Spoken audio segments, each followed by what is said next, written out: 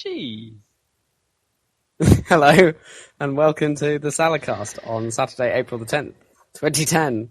I'm your host, Dan Train, and I have with me on this TeamSpeak channel, Rob Kemp. Good evening. It is indeed the evening. And Zachary Burgess. For a moment there, I thought he actually wasn't going to say anything at all. It was like dramatic pause. Will Rob actually need to give us one singular word? And then he pondered, and then he came up with good evening. Because he was trying to make it sound more posh, I guess, or something along those lines. I don't know, I was trying to think of something mildly more witty, but, failed. So. More witty than hello. There's quite a lot of things that are more witty than hello, presumably. I don't know. Hello is the height of wit. Brevity is the soul of wit. So the shorter it is, the better. So then good you'd have evening. to go with high then. Yeah, that would be the wittiest thing you could say. Or just a caveman grunt. That might be shorter. That's not very witty, though, is it? I don't know. Wit has sophistication. I don't know. It's difficult. Yeah, I think those two sort of ideas are sort of at odds. That shortness equals wittiness, but it really doesn't. Well, maybe next time I'll just get an ominous tone to play. That would be pretty funny. A tone? Maybe you should have mentioned that. You're going to look up a tone to play. Yeah, it's going to be like, hello, F sharp. That'd be amazing. Yeah, maybe I should just say notes down every now and then. C. But is that even a C? Well, I don't know. I'm not pitch perfect, but no. Well, neither am I. But you'd have to do it in reference to like a song that you knew with a C in it. What's in the key of C? You probably have a few songs in the key of C, don't you? Probably. In your, yeah. Can't really think of them though. By the time they're notes and they're turned into sound, I sort of forget about the actual letters. They're just like that bit that goes boo. That's it. Were you expecting more from my song rendition there? Most of your songs and everyone's songs are made up of a whole collection of bits that go boo and bits that go boo as well.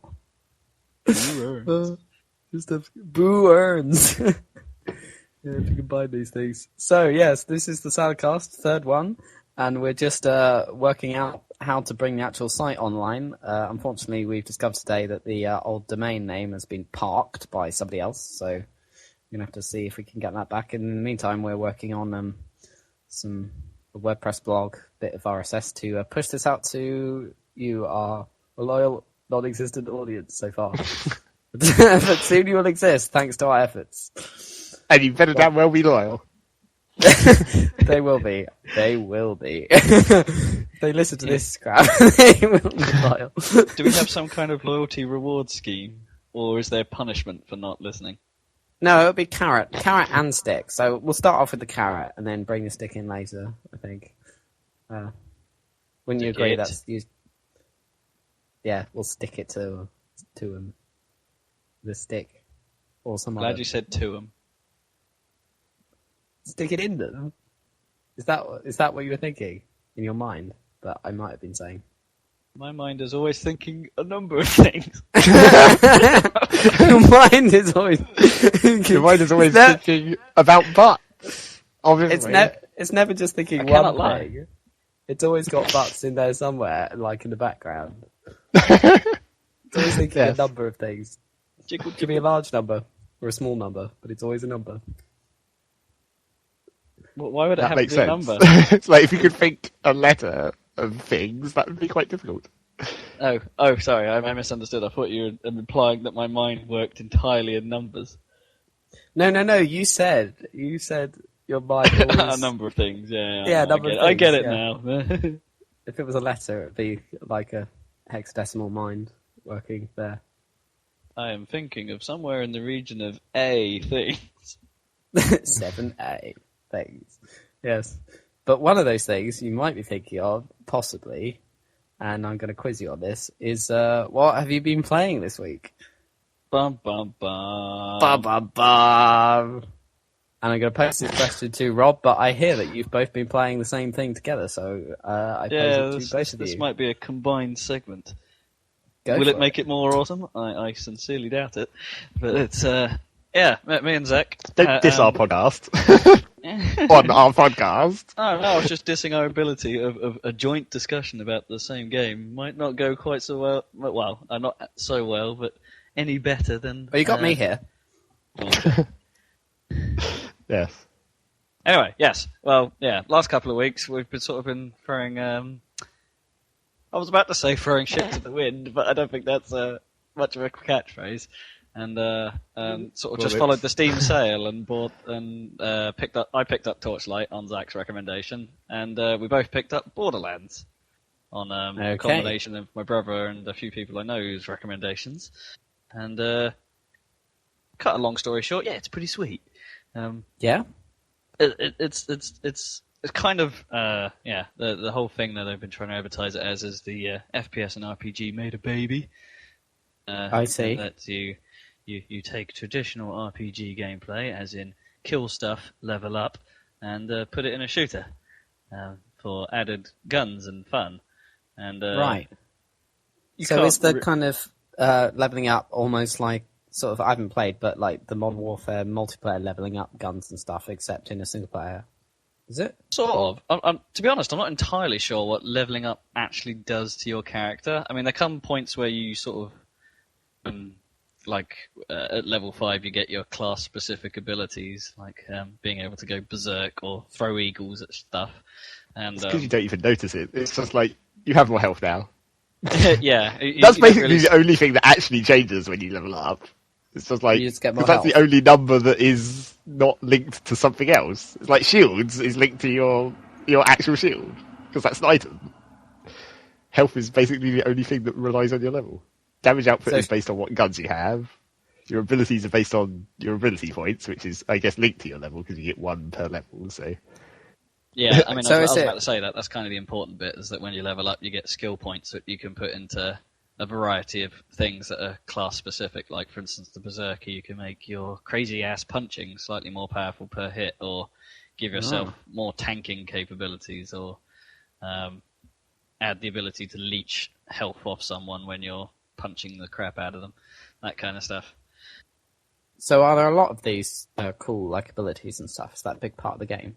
Well, you get like, how many is it? There's like 18 individual things to choose from, isn't there? Or have I overestimated there? Wait, let me try and work this out in my mind. 15 probably, actually. 15 individual skill traits you can update as you go along. But so they sort of unlock... Make it 21. Oh, okay. Well, they have like... there's levels, so you have to put... They're split into 3 categories, so you have to put a certain number of points into the skills of a certain category to unlock the next set of skills in that tree. It's really awkward to disguise. It's really awkward to describe. It's probably quite awkward to disguise as well, but... Because it's not exactly like... It's not like a straight-up tree, really. It's like every... There's essentially like 4 levels in each of the 3 branches, and then in each of the levels there's 2 things in that level, but you only have to put 5 points into the level, so you can put them into either of those 2 things to unlock the next level. It's just really unwieldy to describe. Okay. Lots of levels. The practical upshot is you get these cool abilities in addition to your improved health, and but when I say it's abilities, not really abilities. They're not like it's like World of Warcraft. one ability.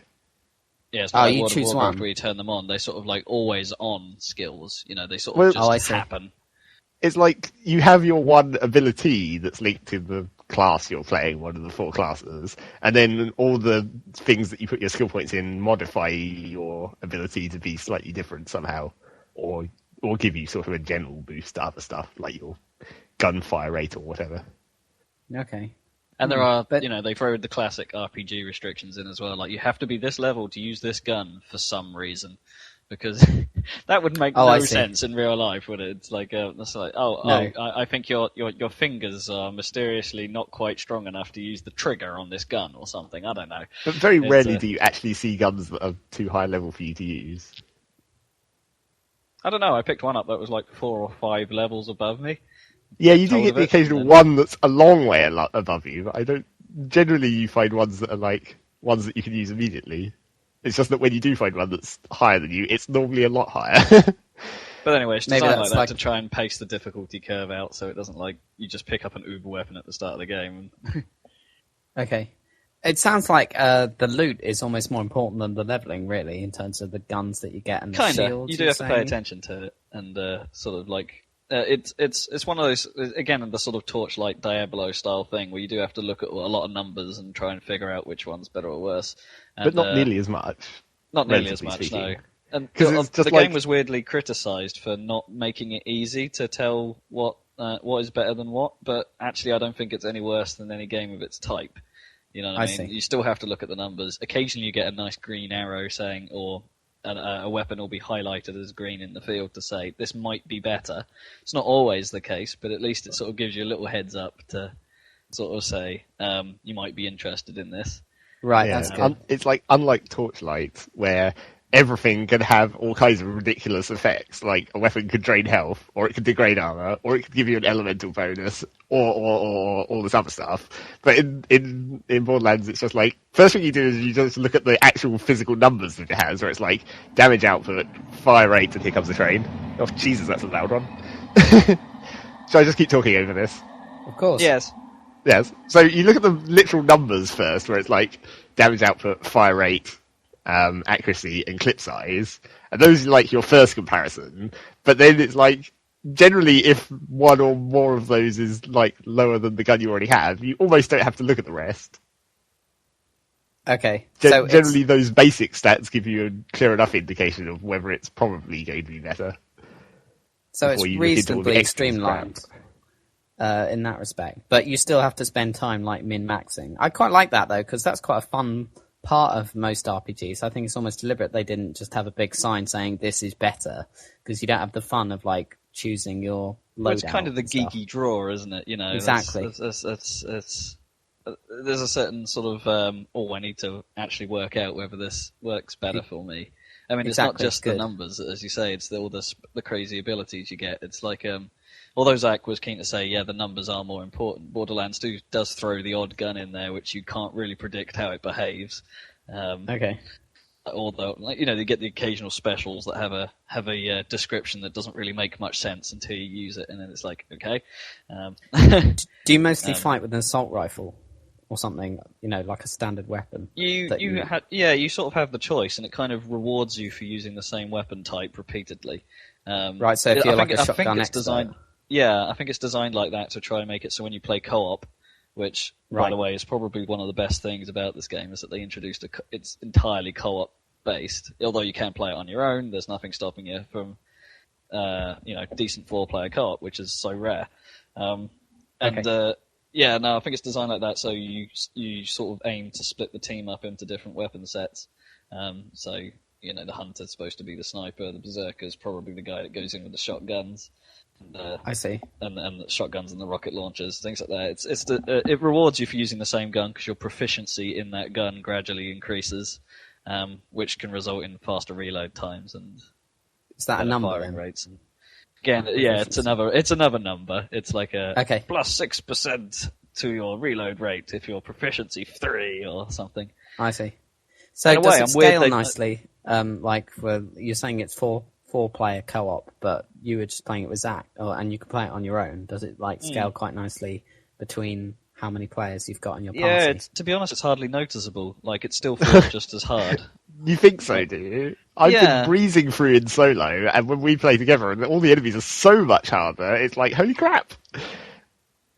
I think there's a big step up between solo and actual co-op, but then I'm not sure about, 3 or 4 players.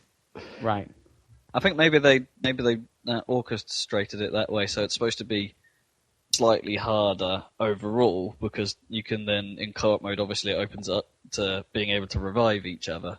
And of course you then open up with the class mods that, modifications to your character that actually affect everyone in the team, which are kind of cool.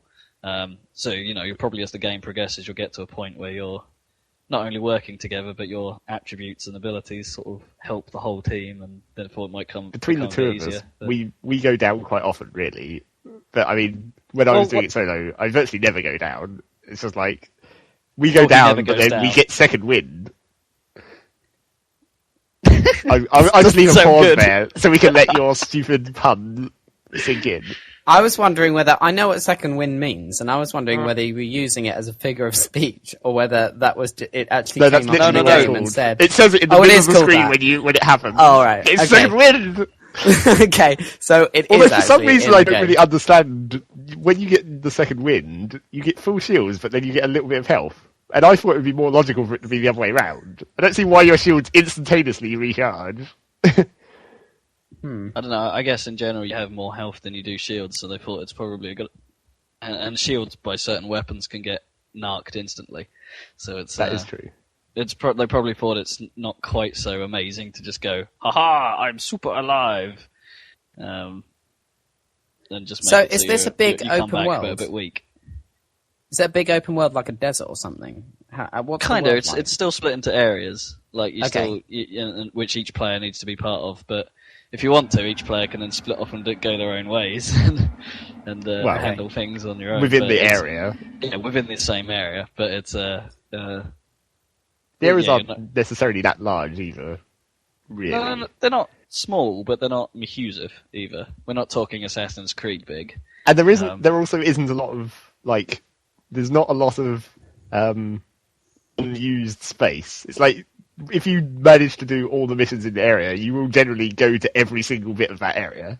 Right. So it's quite efficient, like Grand Theft Auto, where like almost every area has some importance in some in some mission.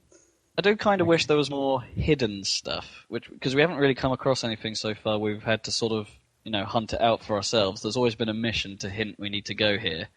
And, a bit of me sort of wants the idea of there are certain parts of the map where nothing is explained and you just sort of have to go there and figure it out, or there'll be a bloke somewhere that's hidden and he'll give you a mission to go somewhere else. And do you know what I mean? That kind of, I found this, that's cool. Everything so far has been kind of presented to us. I see. So there's none of that sort of Fallout 3 sort of exploring and finding stuff off the beaten path. No.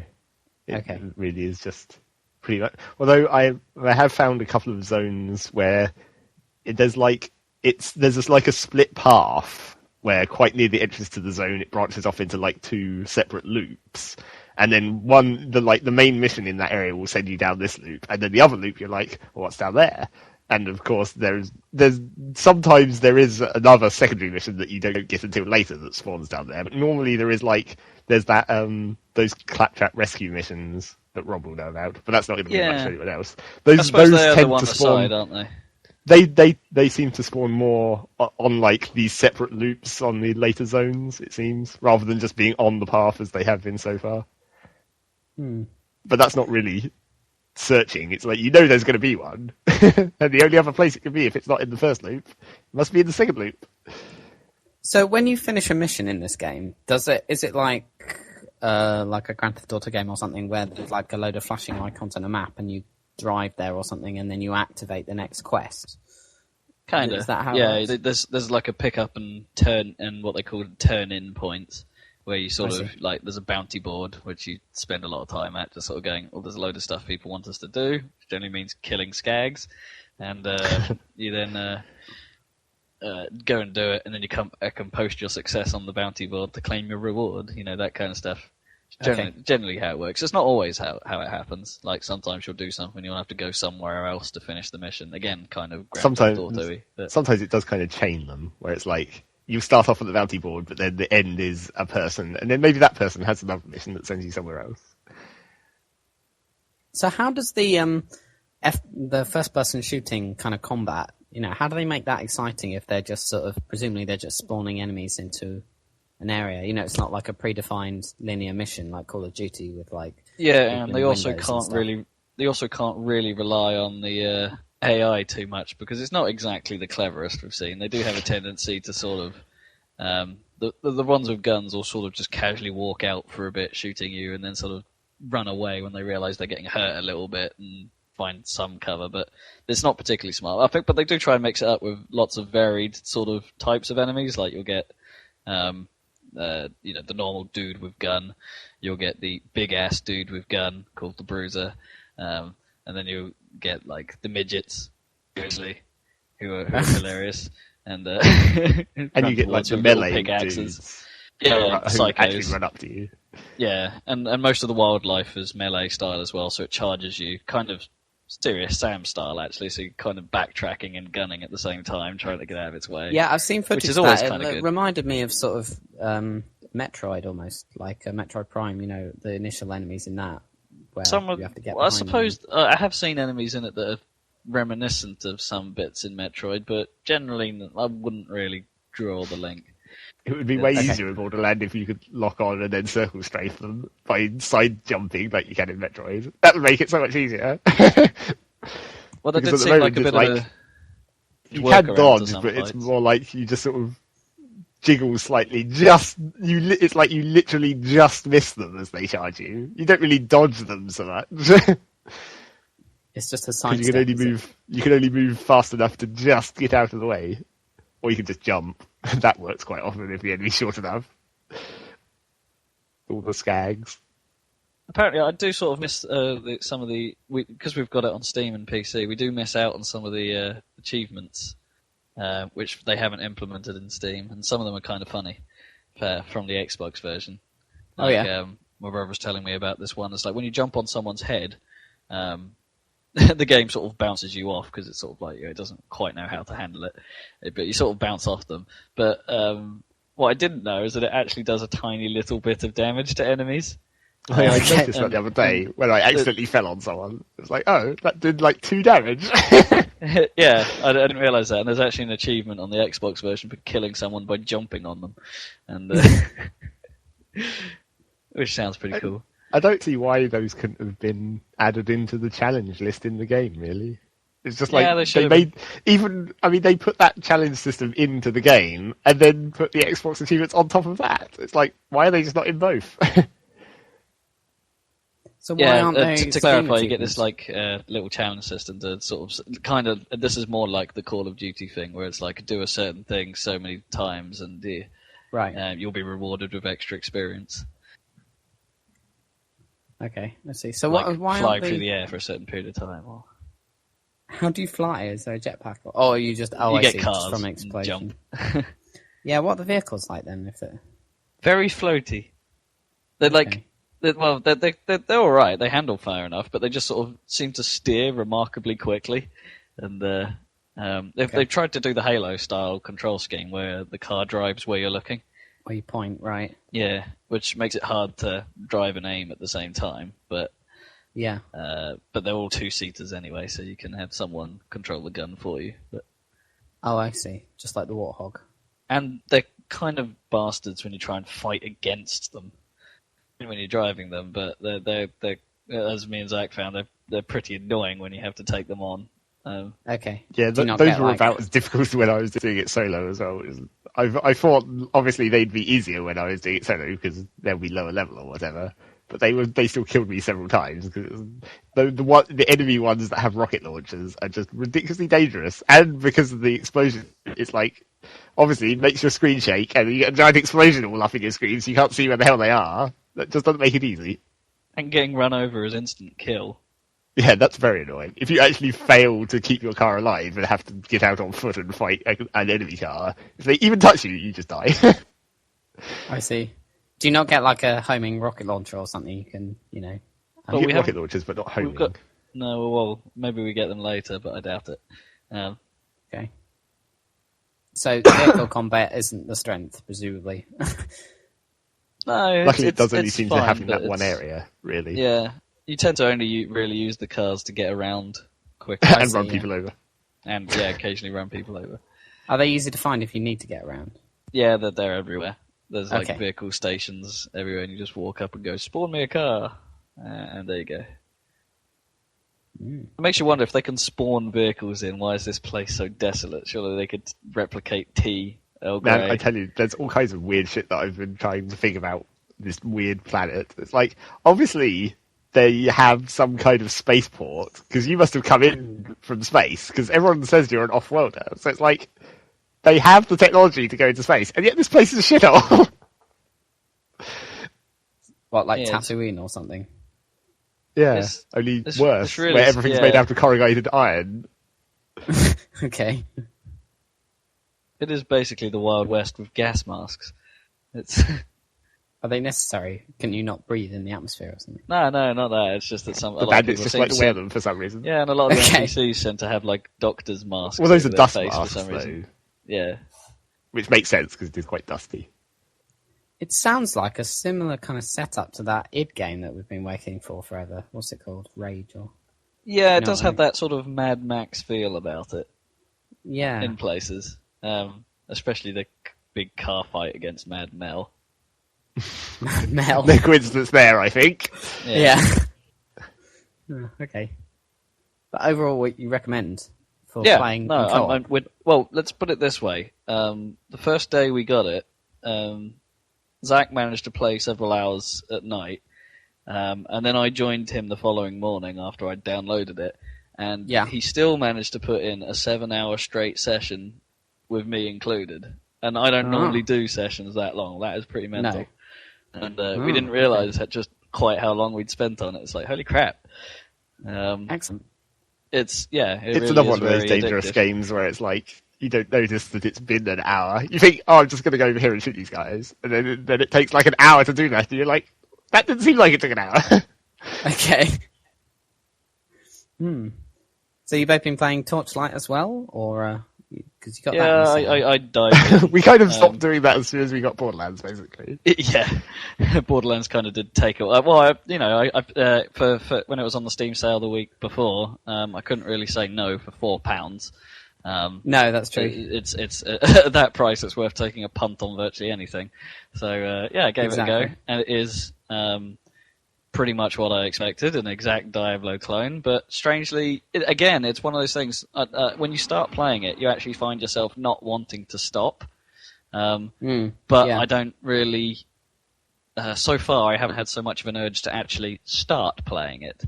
It's like, well, once I'm playing it, I'm fine, but I sort of don't want to fire it up. Yeah, you haven't got that drive to get it going. It's a weird one. It's not that I'm not enjoying it or anything, and I do want to see it through. But it's at the moment I just sort of think, well, I could play Borderlands, or I could finish that is the main Uncharted, problem at the moment, isn't it? There are still other games that are higher priority, I suppose.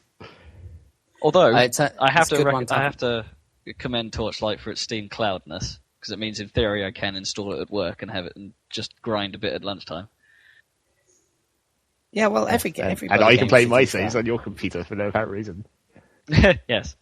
No, it is good, though, because it just means you just don't have to worry about save games. It's brilliant. Yeah, I mean, it makes total sense. I mean, presumably it's available to every game using Steamworks, isn't it? The Steam Cloud now? Because it's integrated into... Presumably they have like limited storage space or something. I don't know, per user, I'd imagine. But so it might not be able to store every kind of save. But that's true. Although I suppose Torchlight does have to save your the dungeon you're in, because they're randomly generated. But then again, that's not necessarily that much data. It's just like, because all the dungeon pieces will have a connector at the end, and then that will just tell that connector will tell what it's connected to. A very basic list. Yeah, it's not necessarily that much data, although it does still have to store all your inventory and stuff, which can be quite a serious number of items. And all those items can have different stats, because if you put them in the enchanter, those are random stats.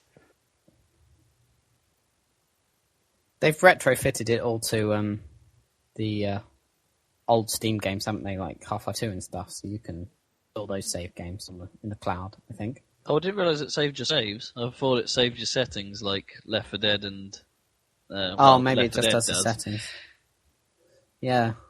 Because Left 4 Dead obviously doesn't have saves, so it just stores your controls and things.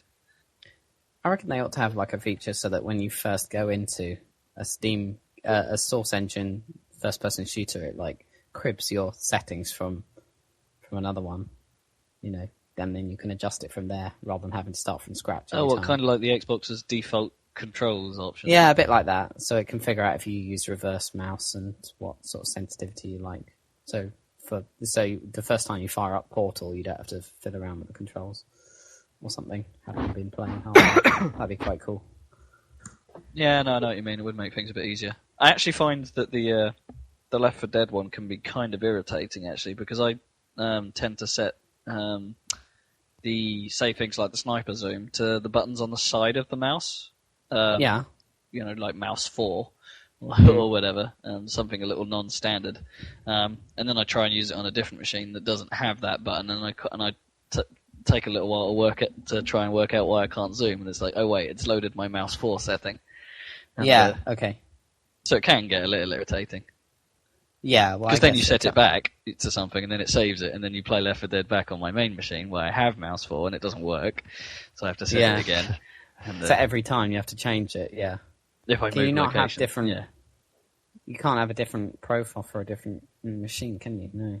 I don't know. You might be able to turn off the cloud settings on a machine by machine basis, but that's true. I don't know whether or not turning off the setting to use Steam Cloud saves that setting in the cloud. In the cloud. That's true. Oh, dear me. Useful stuff. So you guys been playing anything else? Getting towards the end of Uncharted. Oh yeah, how's that going? Yeah, it's pretty good. It definitely picks up. Really? Well, actually, it's gone for a bit of a lull. The last sort of like 10% of the game I've played, according to the counter. But it's definitely hotting up to a nice grand finale, which is good. That wasn't entirely unpredictable because it's essentially the same as the first game. So it's what, the same sort of story plotline? Yeah, kind of. Okay, just somewhere else and fewer Nazis, as I can tell. Okay. Well, that's a shame. All in the first game, obviously. Oh yeah. No, they're already dead. If there's one thing we know from computer games, it's that there's always more Nazis to kill. Or zombie Nazis. Or zombie Nazis, yeah. Although I haven't played a Call of Duty World at War. Was it Yahtzee who said that anyone who uses Nazis as a generic enemy is basically failing at game story design? What, because they're like automatically bad? Yeah, you know what I mean? It's just like... I guess. I think that mainly applies for games that are not set in World War II. Like, if you're still using Nazis and it's like in the future or something, that's just lazy. You mean like a Wolfenstein or something? Or where they're all like, they're Nazis, but they're like occult Nazis and they're like robot Nazis and things. Robo Hitler. Well, Robo Hitler is classic. You can't really besmirch that. They just couldn't do that. Did he have today. Gatling guns on his Yeah, he arms? did, yeah. So he's Gitler. He was. Yeah, Gitler. Or Gatler. Gatler, I like that. Adolf Gatler. Speaking of Gatling guns, go see Kick-Ass. Seriously. Yeah, I've seen that. We're going to talk about that now. What do you think? I don't know. I sort of was fairly reluctant because it's, spoilerific to sort of talk about films really, unless it's been several months down the line. So, I guess I don't know. I did really enjoy it. I mean, I was surprised to see like Nicolas Cage in there, and he was actually really good. Yeah, he was the man. I quite like the sort of odd way that he talks when he's playing Big Daddy. Yeah. So when he's normal Nicolas Cage, whatever his name was, Damon. Yeah. Or something. He's a normal guy, but then when he becomes Big Daddy, he just adds weird pauses and strange intonations to his voice, and you don't. There's not really sort of a giggle moment, but it does make you tilt your head slightly to the side in sort of Yeah. It's a good cat. He's very funny in it. Yeah. It's almost a sort of because I don't really understand why Big Daddy looks pretty much exactly like Batman, but I guess it's because they go to a great length having that guy earlier on who's like saying it wasn't Batman. Stop saying Batman. I never said he looked like Batman. Yeah. You all said he looked like Batman. Yeah, it was good.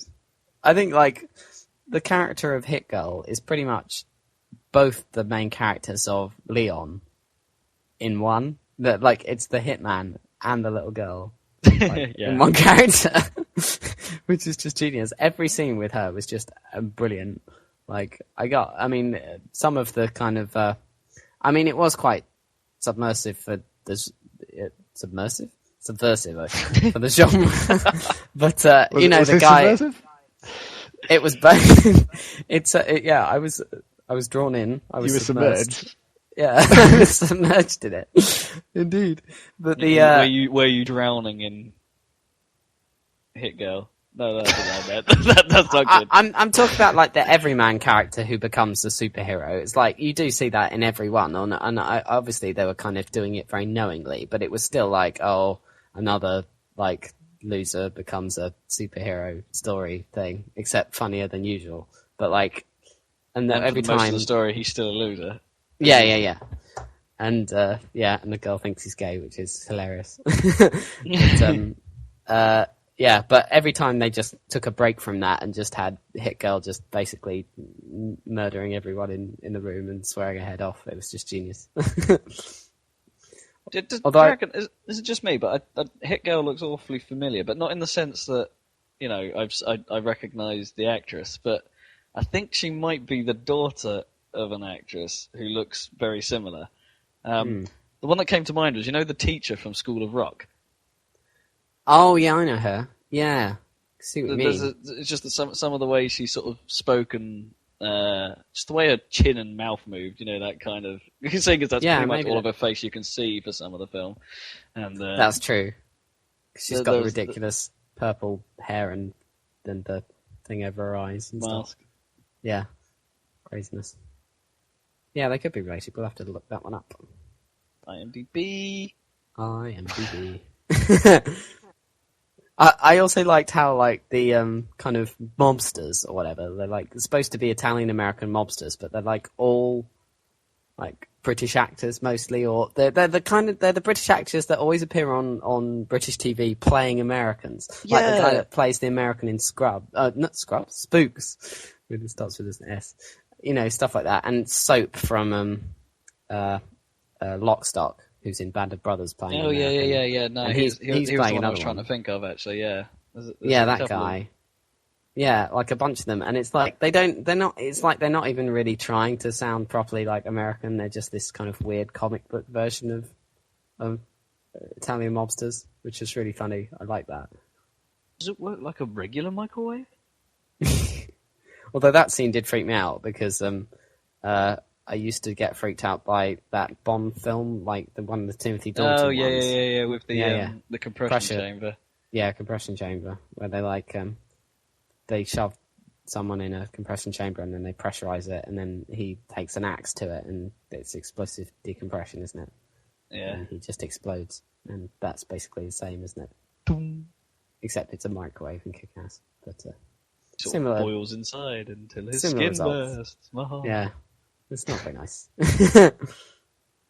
But all the other ultra violence and all the like flying blades and like throat cutting and all that stuff, I was perfectly fine with. In fact, I was laughing my head off through most of it. In fact, it did quite heavily remind me of Lock, Stock, actually, in terms of the sort of ultra violence being so funny. You know that bit in Lock, Stock where it plays Zorba the Greek, and then they're all in a van and they go into the warehouse and find those guys, and they just murder each other with machine guns, and it's just hilarious for some reason because they're like, it's a trick, isn't it? Each side thinks the other side is the people who rip them off, and neither of them are. And yeah, I know what you mean. I think the soundtrack definitely helps. Yeah. You don't really see half of it coming. Exactly. Well, that's similar, isn't it? Because in Lock, Stock, it has that silly Zorba the Greek sort of ding ding ding ding ding ding digga digga ding ding ding ding ding over the crazy bloodshed, and this has got the crazy la na na na na na na over all the bloodshed. It's just pretty hilarious. Yeah, kick ass. Lived up to its name. 'Twas the sweet. Seen any other films lately? Yeah, but I'm struggling to remember them. Oh, that was it. I did get sort of forced to watch Night Watch. Crazy Watch? Ash. Yeah, it's a Crazy Ash Russian. That's the film. Russian vampires, isn't it? Or zombies? Yeah, the sort of like the plot is basically that many years ago, these two armies who just happened to call themselves the Warriors of Light and the Warriors of Dark had a bit coincidentally. of a fight. Yeah. I don't think it was planned. They're just sort of like, oh, you're the Warriors of Dark? Oh, really? Oh, that's We awfully better similar kill each to our other name. then. Yeah, we're actually going to fight for the first two words of our name. So it's Well, we're the Warriors of Yes. Shade. We're the Warriors of Neon Lights. I don't know. We're the Warriors of Twilight. No! Get away from think me. Warriors of Ultraviolet. Anyway, yeah, both sides don't seem particularly nice, to be honest. It's like the light guys are supposed to be the good, what we perceive as the good guys, but they still don't mind murdering the shit out of these people. And so they have a big fight on a bridge.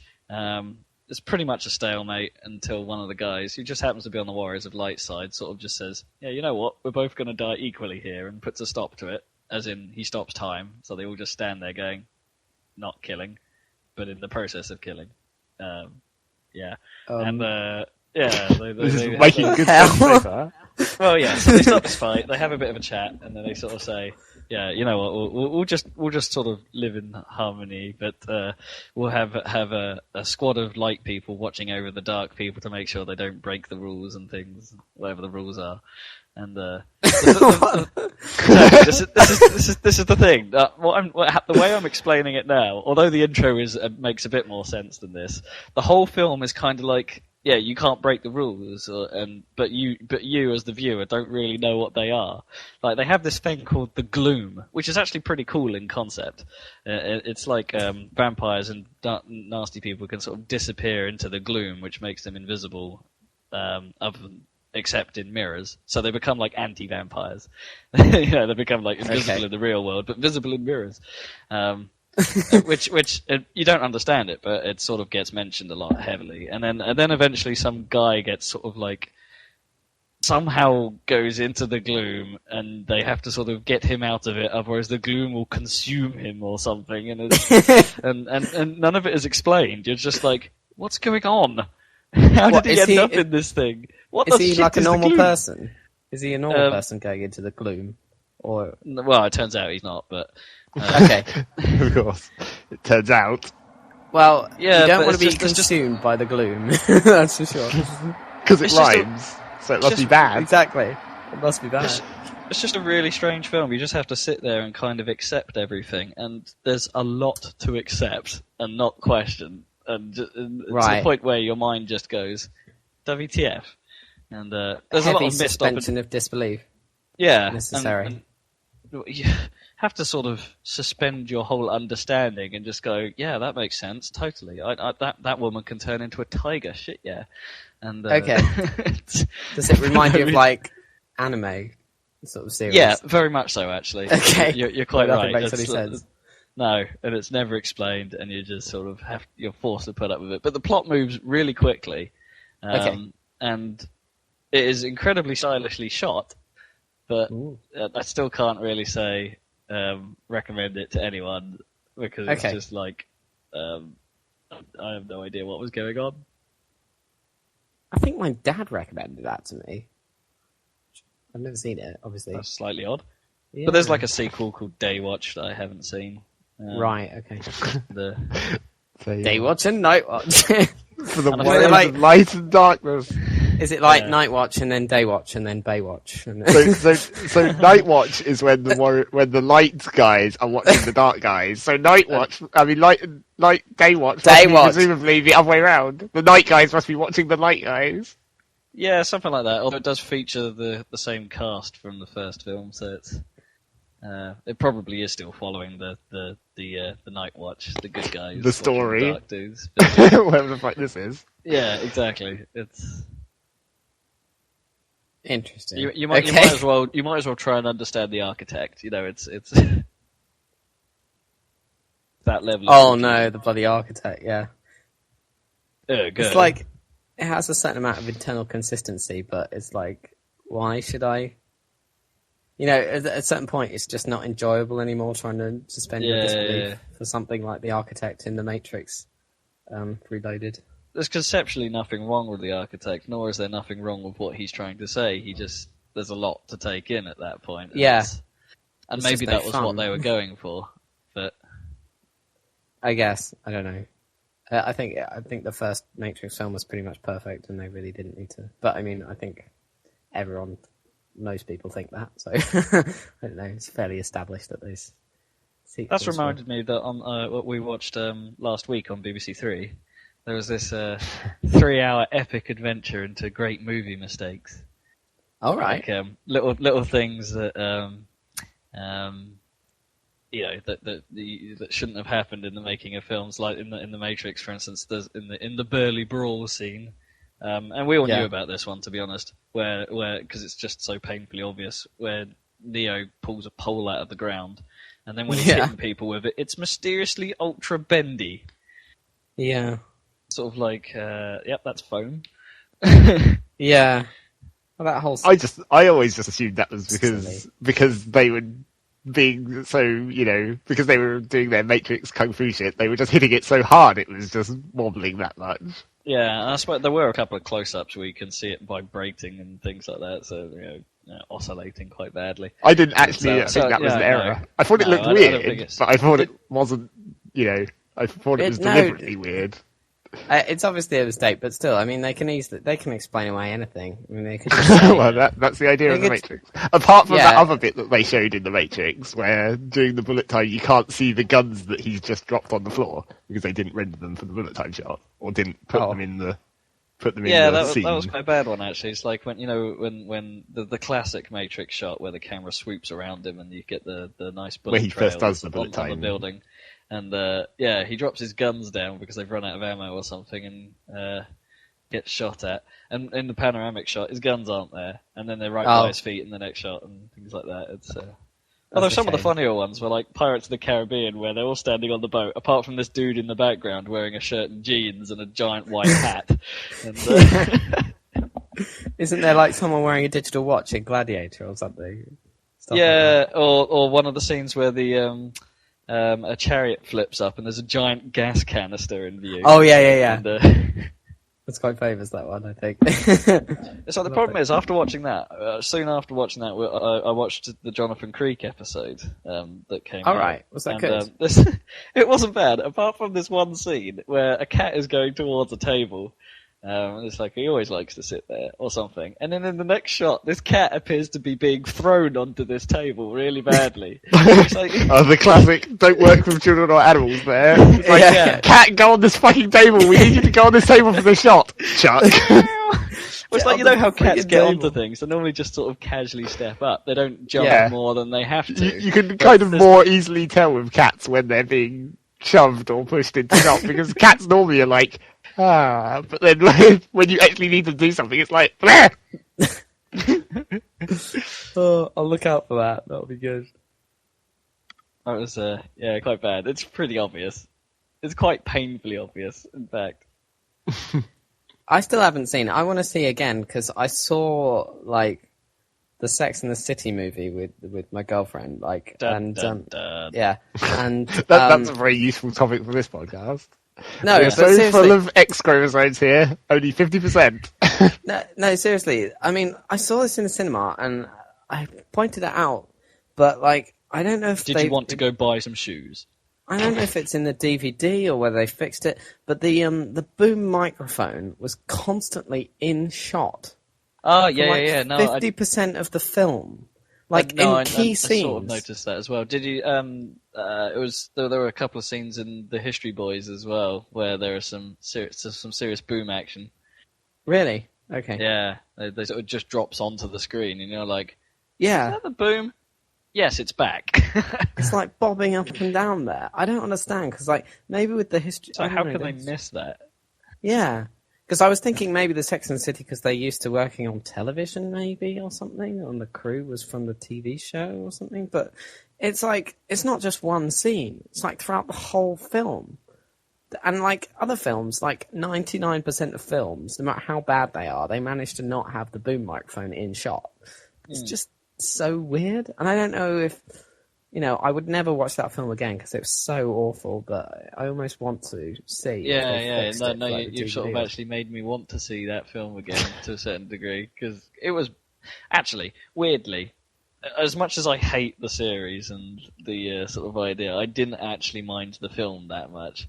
Although, interesting, having seen 'cause the trailers for the second one, it doesn't appear No. to have any plot at all other than, let's go to Egypt and buy clothes. Oh, God.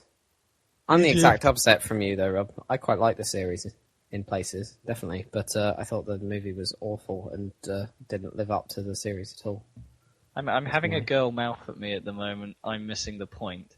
And I'm like, there was more point. Obviously. Was there really more points than going to Egypt and buying clothes? Or is literally that just it, other than dinner parties?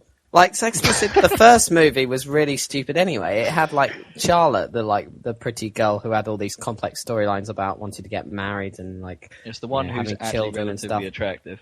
Yeah, her. Anyway, in the movie, they relegated her to, like, swallowing some nasty water and, like, pooing. That doesn't sound good. That was literally, like, all she really did was, like, there were poo jokes about her. And it's like, what have you done? Anyway, not that I should mind about Sex and the City, but yeah. The boom microphone was terrible. And then all the poo jokes. Okay, are we done with this topic now? I think is that our requirement for butts for this podcast? Oh, maybe. Don't stop doing that, Jesus, please. We really don't need any of that. Just picture Charlotte like that girl. What's it? Yeah, exactly. It literally had those sound effects in the film. This is like anyway. Never mind. Enough of that nonsense. It made a collection of horse-faced ladies even more unappealing. Nothing says sexy like volcanic diarrhea. It's true. Oh dear. Did you? She's a very bubbly personality. Oh, did you see that thing on Weeble stuff where it was just an entire advert for Sarah Jessica Parker's fragrance? Sorry, that was a mouthful. Fragrance, you know. And all they changed. It's just like, you know, that they had that entire scene from I'm Spartacus, and then I'm Brian Blessed at the end is all they changed. Mm. It was the same. It was like the entire advert for Sarah Jessica Parker's fragrance, and at the end it just says Horseface by Sarah Jessica Parker. Also, Weeble stuffing when they introduced Equilax. Oh, I haven't seen that. I haven't been on that for a while, actually. Equilax, as gentle as a butterfly. Makes you crap like a horse. yeah, that's right. Yeah, that was the classic. Oh, he's heavy on the horses at the moment, isn't he? Because he's got that whole horse with the giant wang thing. That's his latest viral thing. Can't say I've watched it in a very long time.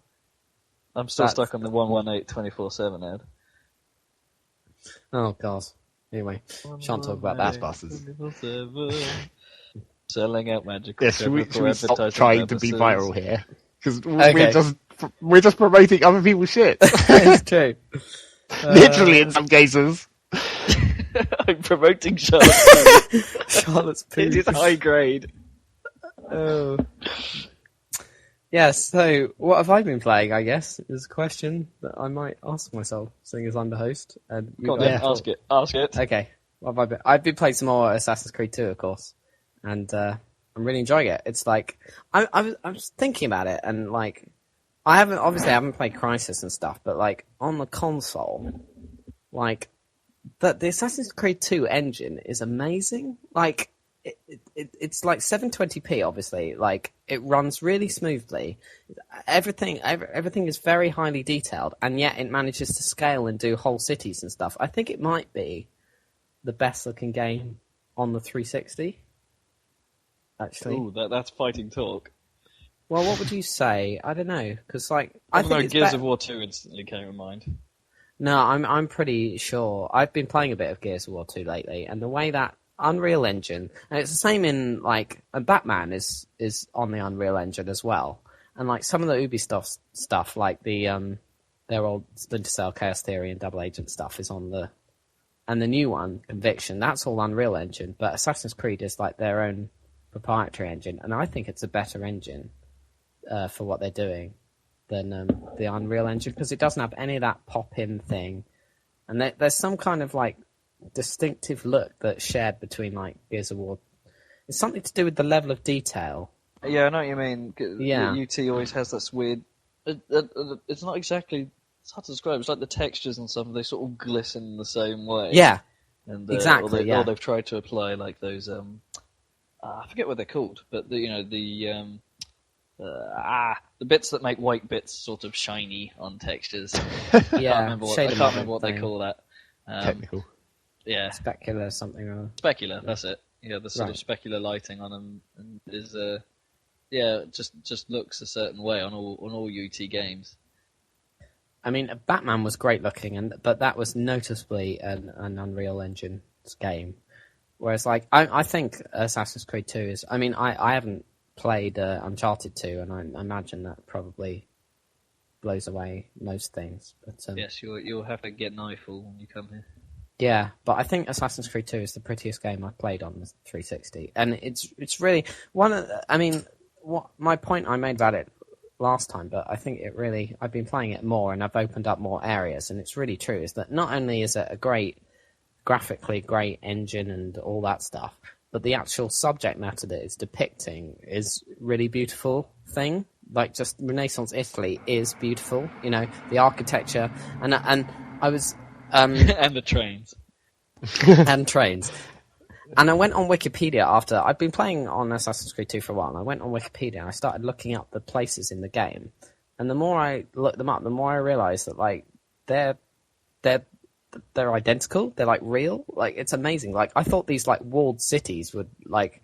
Because, there's probably the walled cities in England, right, in the Middle Ages that are completely no longer... Like, Southampton or whatever doesn't look anything like that now, does it? I mean... No, there's a Dixon's. Yeah, there's the occasional... That's obviously the greediest? The greediest of That's obviously the worst thing ever. A Dixon's, holy fuck. Yeah. Dixon's don't even exist, no, they man. redeemed themselves though. They did put a Pizza Hut near the same place. Obviously. That's Rob's balance of shopping there.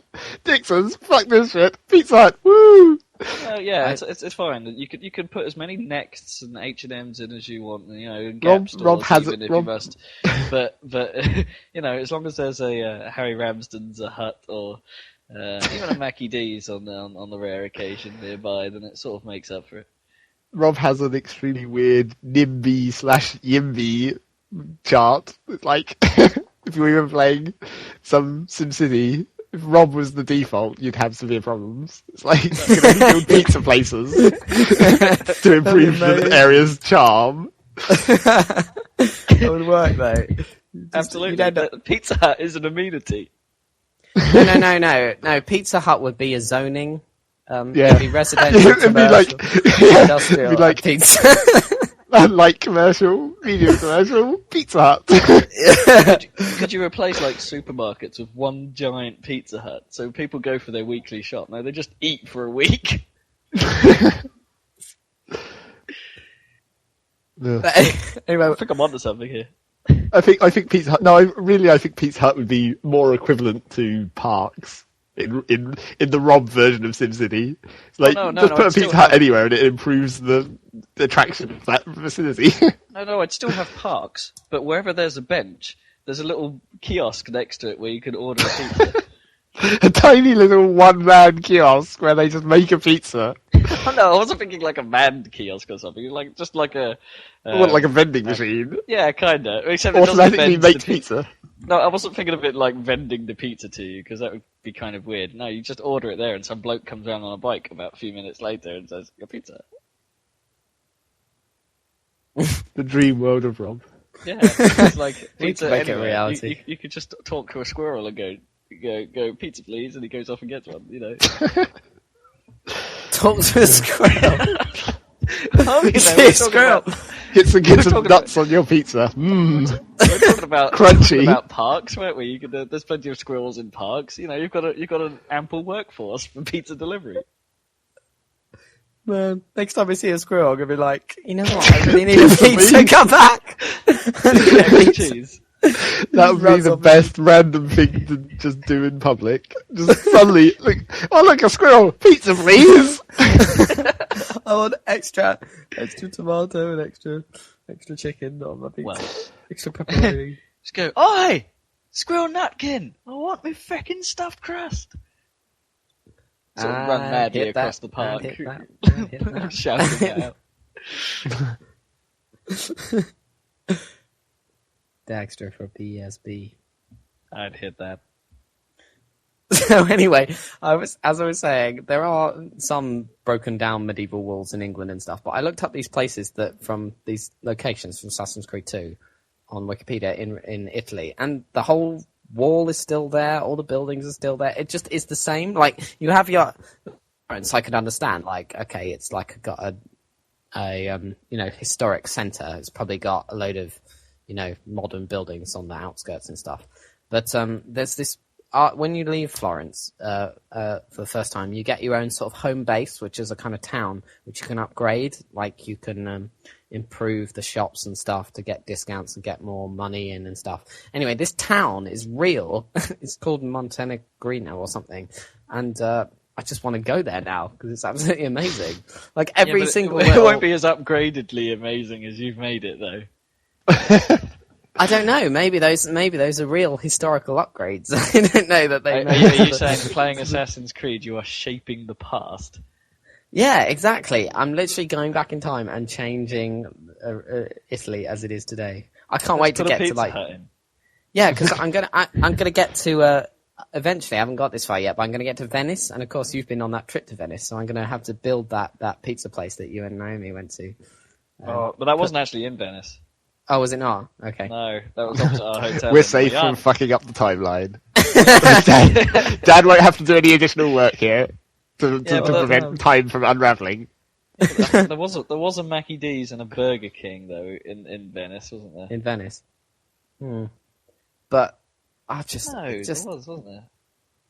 Sorry, no, I think it was a Burger King, but they had like weird ass variants of burgers. Not that I'm saying they weren't un-burger-like, but. And another thing is not only the locations, but the story. Like, I mean, the story is good. It's not super amazing or anything, but it's solid. But then I started realizing that like there's this bit quite near the start where this isn't a spoiler or anything, but like that the enemy is obviously the Knights Templar or whatever, and they are in league with this Pazzi family. The Medici are like the rulers of Florence or whatever, and the Pazzis are kind of down on their luck and they want to like take charge. So they were they seriously called the Pazzis? Yeah, P-A-Z-Z-I, I think. That is not the most flattering evil name. No, it's not. Anyway, so the Pazzi, like, they attack the a bunch of Medici like dignitaries and stuff right at all the top guys as they're all going for like mass in the cathedral, and at least they it wasn't attack Pansy. them. And they attack them in the gates, and you go in and you save Lorenzo, the head guy of the Medici, who's only like quite badly wounded, and then he goes on to like give you missions and stuff. He's only quite badly wounded. Yeah, he lives anyway. A lot of them get killed, but he lives. But you intervene and save him. But then I was on Wikipedia, and this happened. I don't know about me being there, but the Pazzi really did attack the Medici outside the cathedral, and then Lorenzo really was almost nearly killed, and the rest of them were really killed, and it all really did happen. It's like, wow, okay, so they've gone and researched all this stuff, and like, it's amazing. So it gives a whole new meaning to all the story of us. I know they've massaged it so that the dates all fit within the right time period or whatever for your character to be there for all these events and stuff. But there are a lot of them are actual real historical characters and events, which is really cool. I'm really enjoying that. Almost adding to the game. Yeah, entertainment. Yeah, it's really good. I don't know why, but I get really interested in stuff. Like, if computer games get me interested in stuff, like Batman, the Batman game, made me go out and buy a load of Batman comics, and this is like making me want to go to Venice. I was getting worried there. I thought you were going to sort of like start making relevances of Arkham Asylum to some place in real life. No, it didn't make me want to go to to Gotham City. No, it'll be a nasty all this is place proving is that Bane is real. The subliminal advertising is working. On that, do anyway. do you think the Italian tourism industry paid Ubisoft to make an awesome version of Italy to just make everyone want to go there? Come to Italy, you have good I wonder if they get time. royalties or something. I know. But I wonder if the entire of Italy gets royalties for being used in a video game. Well, I can understand because Tuscany, in the game, is beautiful, and then you look it up on Wikipedia or whatever, and it is absolutely beautiful. And I can understand. Apparently, that's what all the civil service bigwigs and stuff in the government, in the summer, the government basically shuts down because everyone has just gone to Tuscany because that's what you do if you're rich. So I can totally understand where they're coming from because it's absolutely beautiful. So yeah, enjoy the game. This is also coming from a nation who. Whose workforce in the mornings that they will all get into work. They'll hang out, and then before they do any work, they go, let's go down to the coffee shop, and they go so they go down to the coffee shop in their cars and everything. Go have an espresso, and then come back to work. And no work will be done until this coffee trip has taken place. And it will happen at several times during the day, and it's it's coffee time. We're gonna have to go down to the coffee shop and get ourselves a coffee because we obviously can't afford to have a percolator in the office. No. Because they're Italian. But that would make shitty coffee. We don't want no shitty office-made coffee. Yeah. We want real Italian espresso and all that rubbish. And pizza all day. And stereotypes. And stereotypes. It's Mamma me, mia. Mario. As a character literally says. Yeah. But the game, I've been playing it quite a lot, and I've put quite a few hours into it now, and the controls are still quite bad, I think. I think they could have done, considering how much effort they've put into the animation is brilliant. When you turn around and stuff, it's all really fluid and stuff. But the actual controls, why can't they get that right? I mean, it's the first thing. When I make a game or whatever, when we used to make them on the Games Factory and stuff, the controls is the first thing you get right before you get any of the graphics in or anything like that. You know what I mean? It's you want it to be good to play when you're testing it and stuff. Yeah, Which is why a lot of our games never got past testing, really. Because it was I want to make this awesome game. I've got this great plan for some kind of platform or something, but fuck Games Factory's platform movements. Now I have to program my own one. Yeah, exactly. But I mean, at least you've got that working. That was almost the fun bit. But Assassin's Creed 2, there's 4 speeds, and so you push forward on the stick and you walk, right? And then you hold down A. And you walk slightly faster, okay?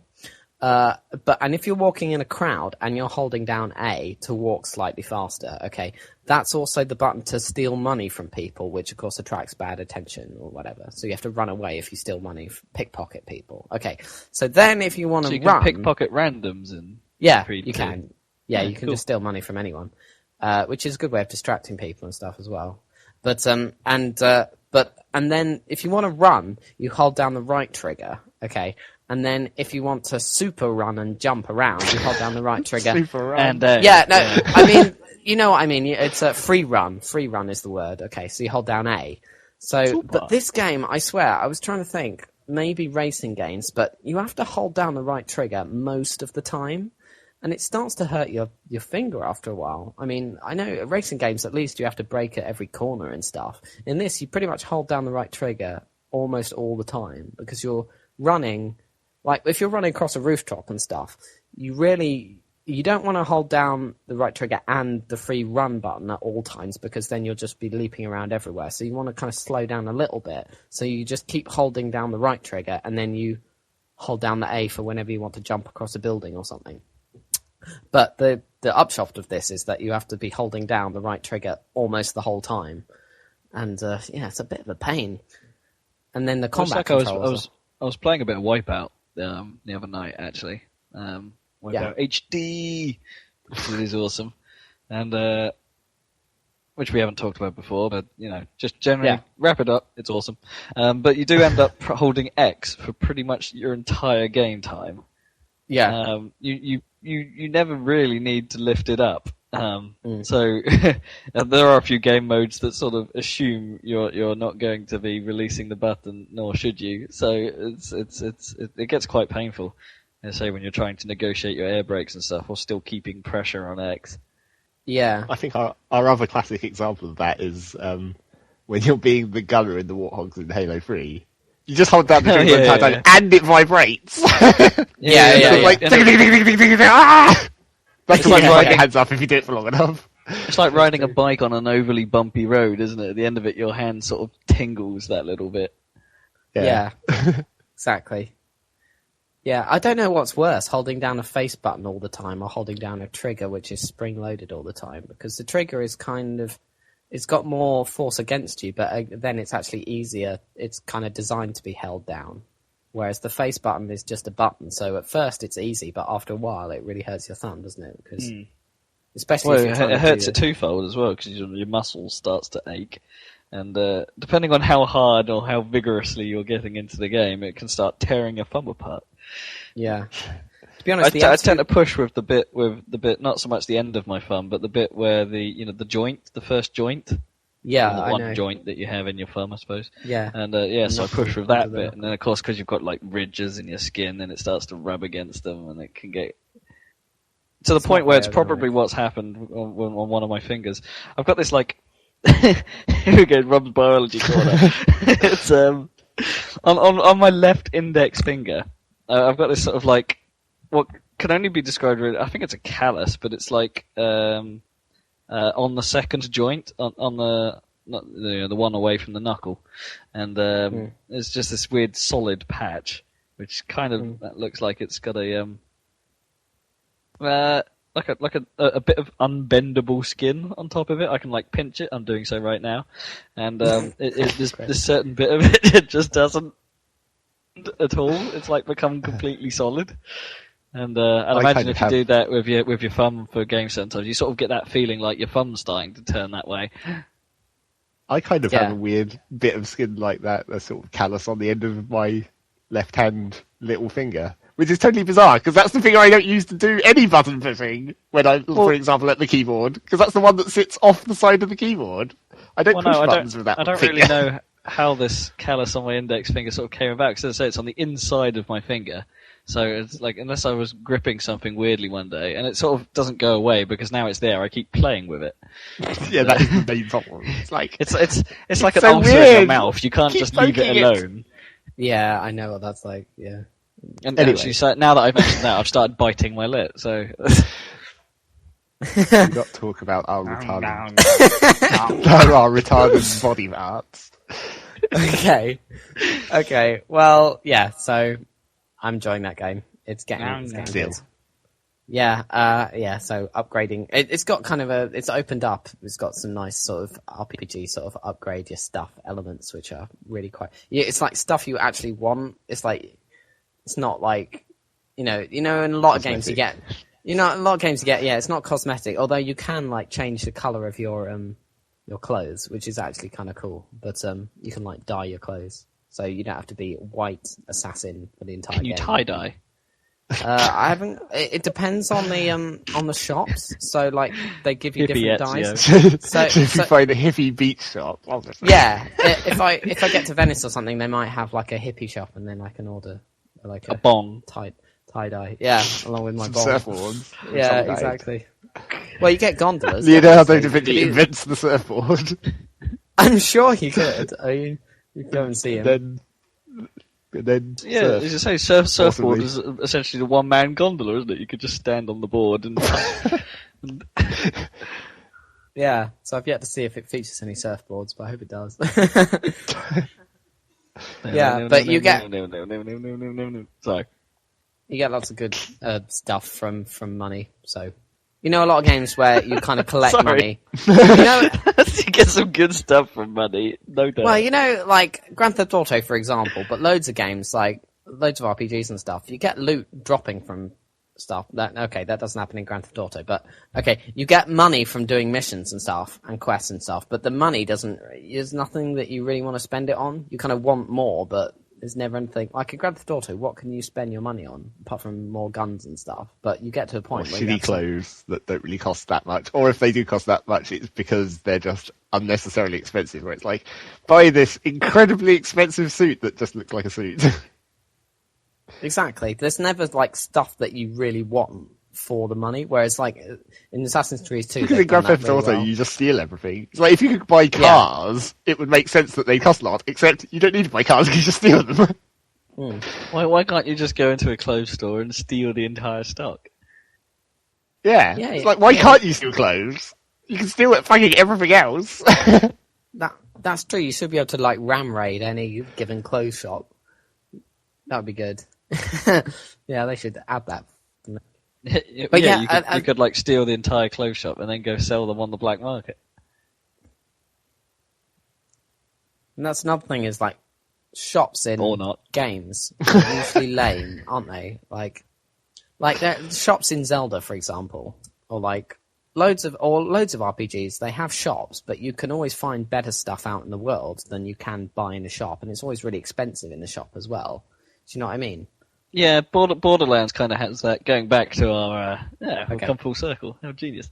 Borderlands has that thing where occasionally you do find stores and vending machines that have an item of the day that's fairly awesome, but it will usually cost all of your money that you have at that time. But at the end of the day, you don't really have anything else to spend it on other than the occasional awesome gear.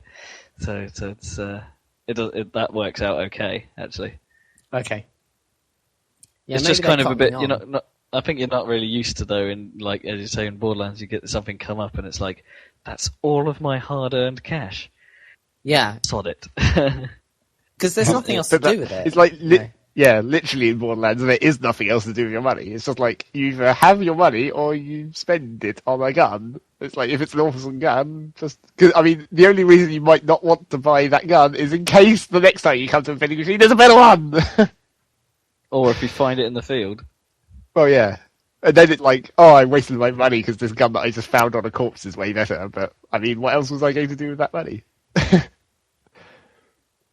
Exactly. That's the thing, because like the money in games, like you have a kind of subconscious connection to like money in the real world that can buy you literally anything, whereas in a game it can only buy you what's in the game, and it isn't as worth as much as it really is as your mind thinks it is. Yeah, you still hoard it. You hoard it for no reason, because whereas like I'm enjoying the fact that in Assassin's Creed 2 there's a bunch of different kinds of shop, and they're all actually worth visiting, and they sell things that you actually want to buy, which is quite unusual in games. There's like the blacksmith for weapons, and like there's even like an art shop where you can buy paintings from Renaissance painters and stick them in your house, and you'd think that'd be just decoration, but it adds to the value of your house, which adds to your earnings, which accumulate. So I'm pretty sure if you're buying a house, generally the paintings aren't part of the house valuation. I don't know. But in Renaissance Italy, they are. Yeah, exactly. If there's go back in time, you'll see. If it's like the Mona Lisa, it'd probably add considerably to the value of your house. Yeah, but it wouldn't, though, would it, in Renaissance Italy? Because that would have been like a practically new painting. That's from true. A guy who probably wasn't that famous at the time. It'd be like, I just bought this picture off this guy for like £5 down the street. People say it's quite good. Yeah. I don't know. Some of the stuff's pretty hardcore, but yeah. I haven't come across any Leonardo da Vinci paintings because he's too busy like making me like cool hidden blade weapons and stuff to be like painting. Obviously. Clearly. So yes. That's pretty much all I've been playing in terms of big games. The only other things I've been playing are sort of Plants vs. Zombies on my iPhone, which is pretty good. Which is a video game, technically. Yeah, it's a video game. And today I played a game you might have heard of. It's called Metabreed 2. I was, old school. Yeah, I was looking around on the old Salad, which I have saved because we were talking about getting the new one up and running. And those games still work. Vitalize seems to work in Firefox. Okay. And Metabreed Evil, technically, I was playing, which was the cut down version of Metabreed Pure for Vitalize. And it works really well. So we might want to consider just shoving those in a back corner of the new Salad. So the peacocks can sing again. Exactly. Although that's the one problem with the web version of that was the bounce sound effects. They didn't change none of the sound modulation worked. Yeah, because that was a really cool feature. It was really kind of. I've noticed that. Bow. Yeah, I hadn't really thought about this. No one's going to understand what we're talking about, but every time, you had to bounce these things up on your bat, and every time, and the more you held in the air, the better. And the more there were in the air, the higher pitch the sound was when they bounced. So when it got really extreme and you were juggling a whole bunch of balls at once, it sounded really high pitched. And I was thinking about it, and Peggle does that. Yes, it does. As you hit more pegs in a round, doesn't it? The pitch increases to the point where I keep thinking it's playing the Pink Panther theme. Because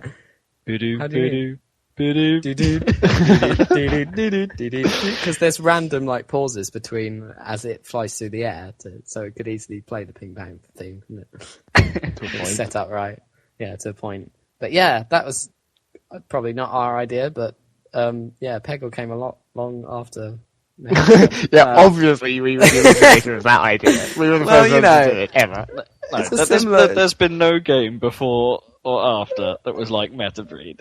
That's true. That's true.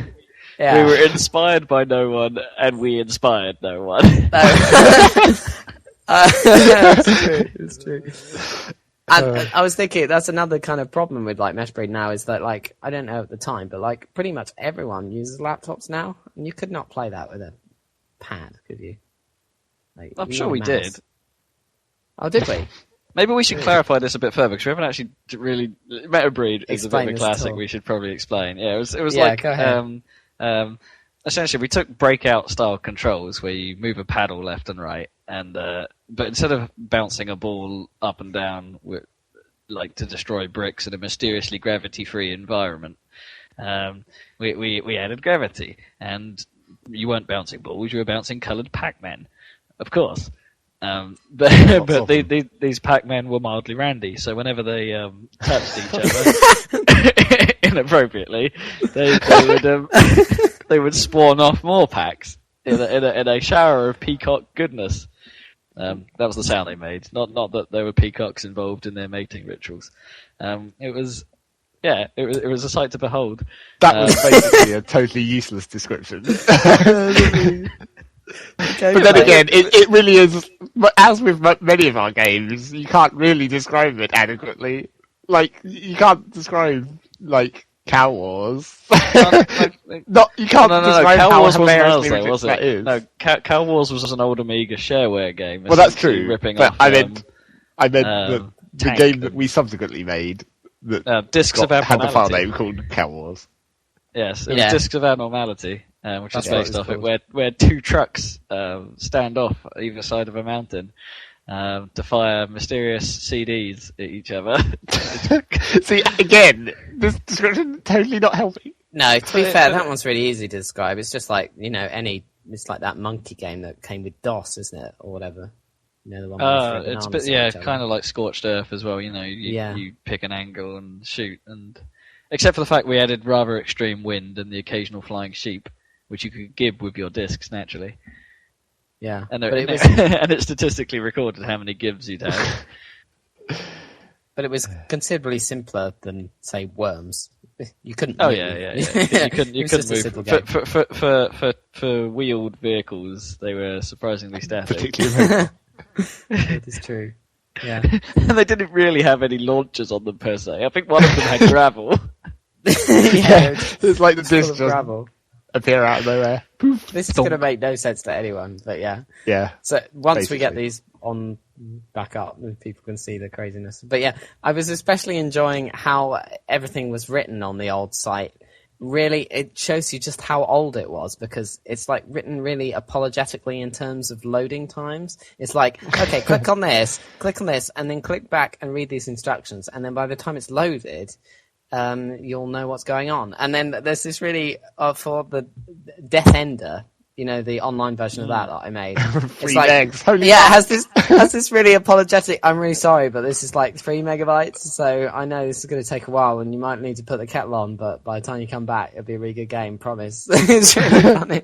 It's really funny, and now it loads in a second. It's most of the stuff in there. And also, if you want to download a game, everything is written to kind of explain to people who've never used the internet in their life before, which was a lot of people at the time, in 2000 was only 4 years after it really started taking off and stuff. And a lot of people I knew had no clue, and they were all on dial-up or whatever, and they didn't know how to save a file or whatever. So it has a big picture of the window dialogue, and it says, right, now you click here, and you click save as, and then, all that stuff. There are still web pages that do that, though. That's true, but it's so unnecessary now. And, if we were doing that now, we wouldn't put that stuff up there. But at the time, it was really necessary. It's just so much has moved on. We were really there. I mean, and all the random picture galleries and stuff. That was Facebook before Facebook. We had our own. We made it because we. Holy shit! We invented Facebook as well. What? No, we didn't. No, Must not have the been network. stealing our ideas. But you know what I mean?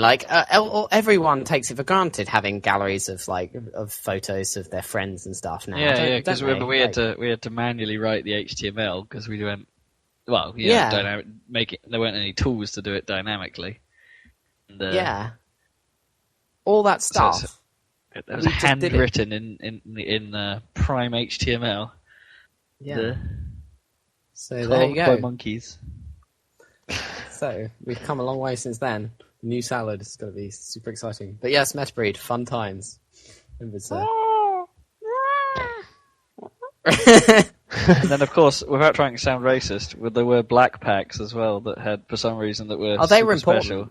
Yeah, because they played orchestral sounds instead of normal bouncing sounds. Well, that was kind of the whole point of because they didn't exist in the first Metabreed, did they? And then in the sequel, Metabreed 2, you had to you got white packs, which are quite rare, and then when you had a certain number of them, then they would generate a black one occasionally if they hit each other. But then the black ones would eat the white ones, so that would reduce the population of white ones. Man, is that right? That game was so racist. It's what the fuck? No, it's not racist. Come on. Well, it's just you get a bunch of white facts, and then occasionally one of them will turn black, and then it kills all the white ones. I don't think it quite works like that in real life, Zach. No, but I'm just saying that it's not like the black packs are slave packs or something. Ooh. It was inconveniently racialized colours. It's that classic problem where whenever you have anything that's black and white, it will automatically become racist just because of the colour. Do you think Acaraga was racist or something? Because you had to it's the white ones to the black ones, and then you could shoot them easier if you're the opposite colour or whatever. That's totally racist. It's really not, Zach. It's really not. Black and white as colours are not inherently racist. Well, they're not inherently racist, but they automatically get that attachment if retardedly decide to think about it. I can't believe you think Acaraga. Acaraga is not racist. I don't think it's actually racist. There's literally It's clearly no difference between the black and the white, is there, in Acaraga? That's true. It is at least they are equal. They have equal rights. But being one colour does enable you to fuck up the other colour. You die just as easily from either type of bullet. Yes, that's also true. Oh dear. But the enemies don't. That's kind of weird. I think you should write an editorial on the racial background of Acaraga. Of every game ever. Just any game, as long as there's at least one black pixel and one white pixel, we can make this racist. Yeah, Pong is so racist. I mean, how much black is there compared to white? Yeah, but that doesn't really work because all of them... It's because rendering white was expensive. Because obviously black is cheap. No, it took more energy to put light on screen than it would to put dark bits. Maybe, I don't know. See, this literally is the classic. I mean, you can do it. It's just anything that's black and white, make it racist. Only you can make Pong racist. You've managed it. Rob managed it. No, you said it with the black is cheap thing. That was yeah, but Rob had already made that. Had already made that. Yeah, but he was talking about energy saving. He wasn't talking about black people being worth nothing. But that's, even if they're saving energy, that's still saying it's easier. Okay, I'm shutting this down. Not- Enough of this particular conversation. Really. I think the train says no. Both of them. The train says... Well, the train says were, I guess. Much like Hobbit. Were. It's like what? Hobbit. Hobbit, yeah. Hobbit says were. Oh, I haven't. Is that a lolcat? It was a lowcat. Yes. Okay, An old haven't come school across one. that yet. Oh, it's a classic. Okay. Fairly classic. Not one of the more widely recognised ones, I'd say, but old enough. Do you reckon it would get to a point where there are like lowcat experts, like you're sounding a little bit there? Like, no, there are. Like... This is the internet we're talking about. Everyone Everyone is an expert on something. No, the people that run it are like... period of the OMG owl. And...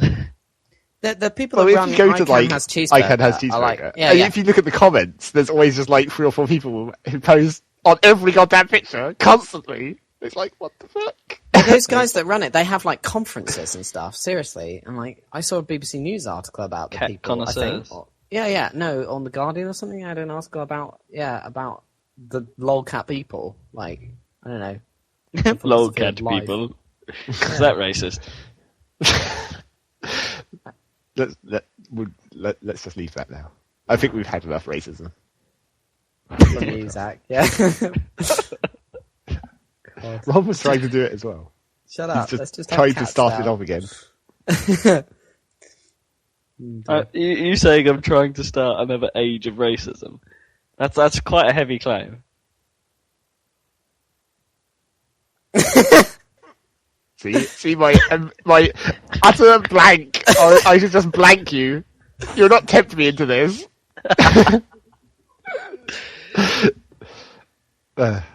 Okay. Anyway, I'm not Griffin. It's fine. I'm sorry. I'm not Griffin. It's fine. You're not a griffin. Not a Griffin. Nick Griffin. Oh, Nick. Oh. That I was guy. like, what the fuck is he talking about? He's talking about some kind of mythical winged half eagle, half lion, racist flying monster. And with that,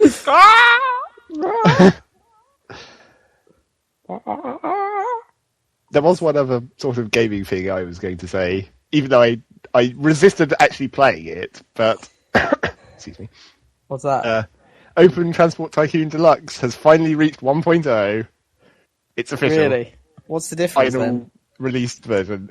Basically, since I played it, not much. But now it has its own fully open source graphics, sound, and music. So no longer does it rely on using the old original files. Because it used to be you had to get the original files from Transport Tycoon off the CD and put them into the folder. But now they've finally finished up their proper open source graphics. But you already had the... What are they like then compared to the original graphics set? Not that much difference. I mean, they're all redrawn. They're not really higher resolution. They are still working on the high resolution set, so they do still look, spritey, ancient. Well, not really ancient. Sort of modernized version of that style. Okay. But they're fine. Some of the sound effects and music are a bit odd. But, yeah. do you suddenly get a round of drum and bass whilst trying to build your epic railway? That would actually be kind of awesome. No. They've tried to simulate those shitty god-awful mini-tunes from the original. So it's like, this sounds really weird because you're trying to simulate something that's really old in a modern form. Are they MP3 files then? I don't actually know. They may or may not be. Would you rather play the new version than the old version with the old assets imported off your CD? I'd rather play the new version because they did actually make some changes as well as... Because it's not just literally a straight replication. That's what it was originally, but then they made it better. So, there's all kinds of new options for building various weird railway networks and signals and that kind of stuff. It just generally works better. But you've been playing with that newer stuff for a while now. I mean, haven't you? Yeah, I stopped quite a while ago. I think when I last played it was at 0.6 or something. But then it seems like the jump to actually going to 1 didn't take very long, really. And I mean, it was literally just that I saw a news post the other day where it's like, TGG is now version 1.0. And it's like, oh, okay, I guess I'll just download that just so I can have the fully finished version in case I ever want to play that again. And then luckily I managed to resist starting playing it, because that always takes a million hours, where it's like, holy fuck, it's 4 a.m. It's one of those games. What happened to that guy? What was his name? Chris Sawyer. Chris Sawyer. What's he Chris doing? Sawyer's something or other. He roller coasted his early demise, I think. No, because roller toaster. Roller Tyson. Roller Tyson. He'll roll up to you and bite your ear off. He's Roller Tyson. He still got it. Chris Sawyer's Roller Tyson. I want to play that now. Amazing. I've just got images of him, like, of it turning into something like Monkey Ball, but with a giant Mike Tyson head rolling around the level. Rumble. Yes. So, yeah. Roller Coaster Tycoon 3 was his downfall, clearly. Was he actually involved in 3? Because I knew he was in 1 and 2, but I didn't know if he was still... Well, 1 and 2, famously, he did almost entirely himself, didn't he? That was like... Yeah, when everyone else was easily into big development teams by then, weren't they? But I presume 3 involved a development team. Yeah, it probably involved other people. That was why it went wrong. Yeah. He fails for not working hard enough, clearly. Does this mean if you can't make this game entirely by yourself, then you're fucked. Do you reckon there's a place for him in, if for iPhone games, for instance? Because you probably don't need... So. Yeah. You could probably still make like there was other games Tycoon from him. games for it. There was other games from him after Roller Coaster Tycoon, wasn't there? More modern ones. Were there? Something. He wasn't involved in Industry Giant, was he? No, I don't think so. That was Joe Wood, that weird company. But I don't think it was Chris. No. I can't remember. I'm sure there was at least one more after Roller Coaster Tycoon, but I can't remember what it was. He didn't go back and remake Railroad Tycoon, didn't he? That wasn't him. That wasn't him again. Oh, bugger. That was Sid Meier. I know it's the same name, but Tycoon. But that was the guy who did Civilization. Yeah, because Sid Meier is the other one who also he's definitely done more things like that Pirates thing or whatever. Yeah, that's really good. That Pirates. That would be good on the iPhone or something. They don't really sort of have celebrity games anymore. Well, okay, it's not celebrity games, but you know what I mean. They don't really have sort of like celebrity they developers. Have people who make games that are celebrity. It's not like Unreal Tournament was labelled Cliffy B's UT or. Yeah, there's only a few that like managed to make it onto boxes, like and Peter Molyneux, obviously. Well, Peter Molyneux doesn't make it onto the box, does he? Will Wright. Well, they don't make it onto the box. No one does that any longer. Tim Schafer's on the box for Brutal Legend, I think. I think it's Tim Schafer's Brutal Legend. I think. Is it? Is it? Oh, hang on, I've got the box Rob, lead to your right and pick it up. Yeah. I think it says a Tim Schafer game or something, like on the box. That's a bit more Tim acceptable. Schafer game. It's not Tim Schafer's. No, that's really bad. Like, oh no, you're right. Yeah, it does. It says a Tim Schafer game on the top. Yeah. So yeah, no, that's probably is the same sort of thing. Yeah. It's like, is it Boom Blocks? Isn't it labelled quite clearly that it's George Lucas. Spielberg? No, not George Lucas. No, wait, George Lucas. Spielberg The other one. Production. Spielberg. Yeah. Oh right, is he into that? Yeah. I don't know. It's like no one knows what he actually did though. No. Not much. It's like Peter it can't have Jackson taken much directorial input to sort of say, I want some blocks and I want them to go boom. Yeah. Sorted. Yeah, I mean, it was.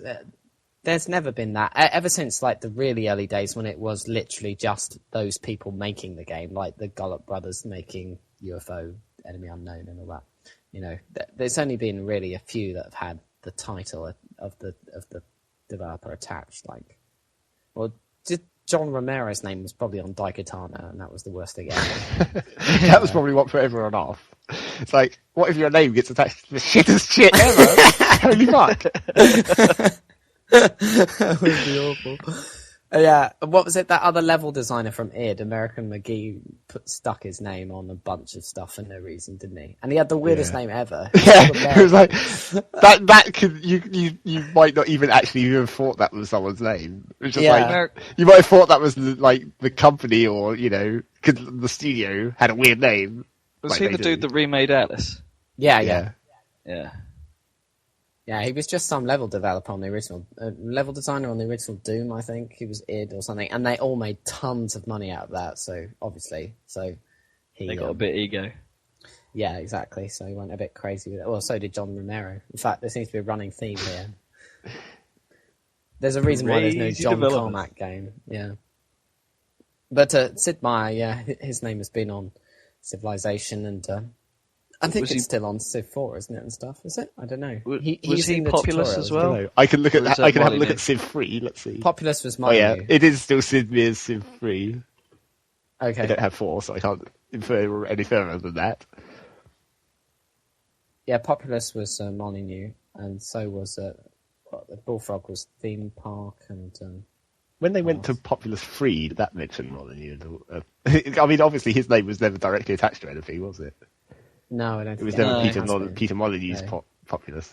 Probably because he has a weird name as well. So Molyneux. No one would have known how to pronounce it. Well, it kind of looks a bit French, doesn't it? So that's always a bit. Well, Molyneux. Just a little. It only looks slightly French. Yeah, is Peter really a French name? Peter isn't, but Molyneux is, I'm sure, or however the hell you pronounce it. I don't even know. I used to say Moulinex, like some kind of... That is the best pronunciation. Moulinex. It has an X on the end. Moulinex. Sounds like a Filofax. When do you ever pronounce X as X? Well, it's EX. No, it's EUX. Oh, yeah. Okay. I used to skip out the U. I'd say silent U. Silent U, of course. Yeah, I don't know. I didn't know what it was. This was back in the days of theme park, and I didn't have a clue what anything was called. Well, otherwise the French should be sort of explaining that beautiful things are boques. Yeah, Trey Boaks. Tres boques. Tres Boaks. Or bukes. Bukes. What are bukes? New kids, man. New buke. Bukesy. But if the U is silent, then it's more like Bex. Yeah. Molyneux. Anyway. This is a point discussion of random names. Yeah. I don't Peter Molyneux's balls.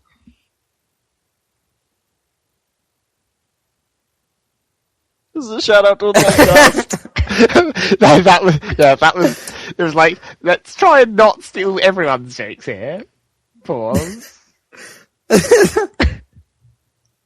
Like, leave a moment to insert, like, our massive apologies or something in post-edit.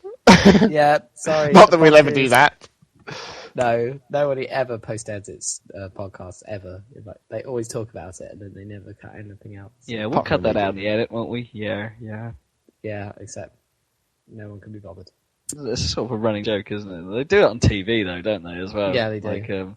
Like Buzzcocks. The worst thing is when someone says at the start of what they're about to say that they're going to cut it out, rather than afterwards where it's like, oh shit, we need to cut that out. When they say at the start, we're going to cut this out, but, and then they say a bunch of stuff, and then it's still there. They don't cut it out at all.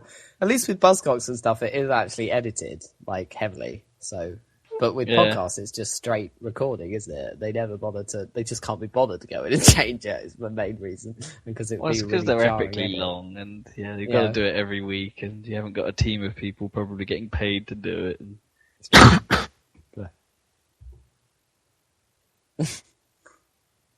How are we doing for time right now? Yeah, we've reached we definitely had less games to talk about. But then again, we have 43. Already spewed quite a lot of random. We're at 1 hour 43. That means we could, in theory, squeeze another 15 minutes of... 15 minutes of no problem. Of Molyneux. That's what you say. Oh, about the iPhone. Yeah, you talk about iPhone games. I was looking that they've announced the new iPhone OS, which is going to come out in the summer. Oh yeah, and I was highly disappointed. I wasn't. I think it looks awesome. All that stuff looks really good. All the multitasking. I've got to be honest though, having now toyed with an Android phone, specifically the HTC Desire, it's hard to get excited about OS 4 because the multitasking has been done in Android very well for some time now, and yeah. I guess multitasking been done. They said they were going to try and do it better than anyone else had done it. At least they were going to be late to the game, but at least have the best implementation, which is what they did with copy and paste and stuff. Although, even so, I still don't think that the iPhone's copy-paste functionality is that great. Oh, well. I don't know. It should have been there from the start. I agree, but I just don't think it's that easy to use because it just sort of seems to copy the wrong bit and blah blah blah blah. I kind of like the Android way because you get like big markers that you can make your selection and then change it afterwards and like move the selection around. I don't know, but it just doesn't. I don't know. It's hard to describe. There's just something not tactile about it, or I don't know, there's nothing tactile about it. But it's it just doesn't seem to.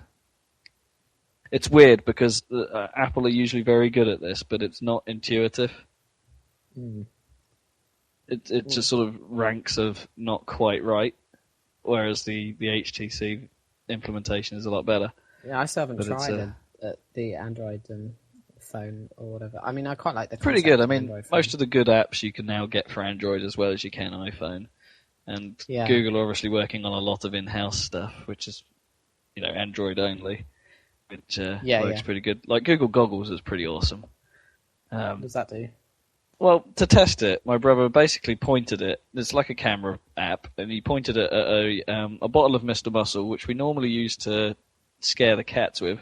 Don't panic, animal lovers. It's actually just filled with water, ordinary water, and with a hint of LSD. And it's and so you take a photo of it using Google Goggles, and it then goes, "This is Mr. Muscle," and it's like, wow. Work that out from a photo. Yeah, but there is a lot of text in this Muscle. Well, yeah, but it picked out the logo and but would it do that it matched? It's like how well would it do with something that's all logo? I reckon it'd be just the same, Zach. Well, presumably. The idea is that the technology is awesome. We've had semi-mixed success with it, like looking at certain. What did it say? You're supposed to be able to point at DVD covers, for instance, and it will work out what they are and link you to the right thing. And it sort of got it right, but linked to the book rather than the DVD of the series I'm watching. And I see. So I didn't get some things quite right. And it's supposed to be able to read barcodes, except for the fact that the camera doesn't seem capable of focusing on it. It goes into focus and then promptly goes out of focus when it tries to take the picture. And I haven't tried that because presumably you can do that with the iPhone on the. You can get apps to do that. But one of the coolest things about it was because it knows where you are because of GPS and stuff. Is you can just look around and it'll give you location tags in your area. So, for instance, in my house, it picks out the housing office for the build nearby. You could just point the camera in that general direction, and it goes, "Yeah, this is the office." Pretty cool. And the examples Google give, the examples Google give is you're supposed to point it at restaurants or something if you're not quite sure where you're going, like in a town centre or something, and it will go, "Yeah, this is the place." Oh, okay, yeah. Sometimes I don't know how useful these things are, but I guess once they get really slick, then they'll just become part of. I think that they are starting to get there. They're now starting to get useful. As I say, the ability to just point the phone at the direction you want to go and see if there's anything interesting that way is kind of cool. The thing I was going to say about the iPhone OS 4 is they've announced basically Xbox Live for iPhone. Effectively, it's like a universal service for game apps. Yeah, with leaderboards and friend lists and matchmaking.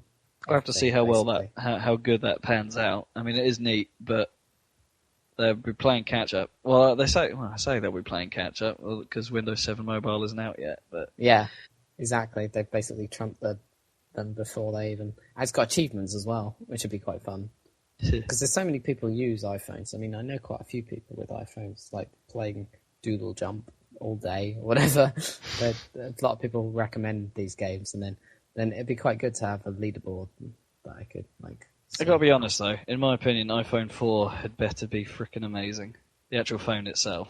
They've got to do something a bit more amazing this time. You think? Yeah, no, because they're slipping, in my opinion. I'm really happy with my iPhone. I think I'm not saying they're still not brilliant, but competitors are moving ahead now. As I say, this new Android stuff is pretty impressive, and there are times where I look at it and go, yeah, I'm not really sure the iPhone could do that, and I really quite like that, and it's kind of worrying in a way. You know, they'd have to, personally, like the screens on some of the Android phones are just amazingly getting a bit better. Like the AMOLED stuff on the HTC Desire is just super crisp and very bright, and right, yeah. The resolution's better. The sort of dots per inch is better, and but I know the screen resolution is probably the one thing Apple won't change because they're trying to keep everything fixed, aren't they? So apps all designed properly, all run properly and things. Yeah, they probably won't change the resolution. Although I think the iPhone display and the iPod Touch display the dot pitch on it is pretty high compared to... I don't know. My little phone has like twice the pitch of it.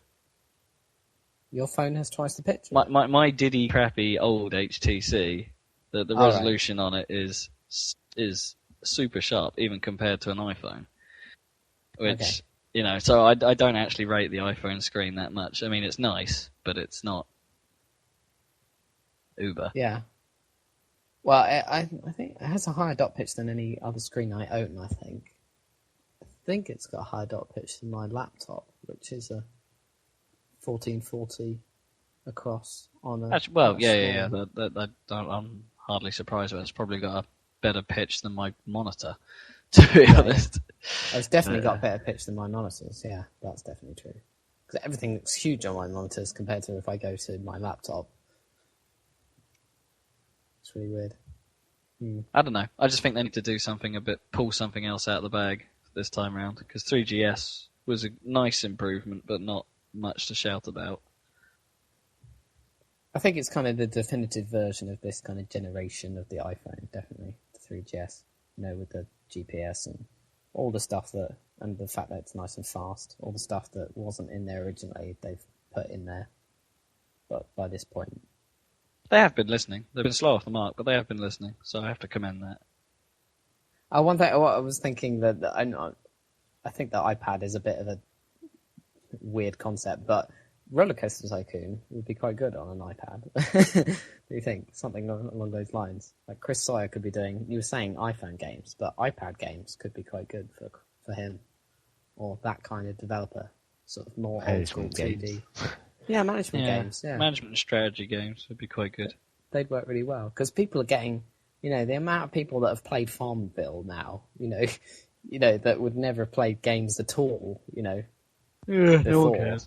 You could easily... Yes, I was really hoping someone was going to interrupt that particular conversation. It's like, well, I've never played it. I've never played it in my entire life, but that could easily. I only hate it because of its goddamn internet adverts. It's like the Flash adverts that are on other websites. It's like, oh fuck, it's the fucking farm animals again.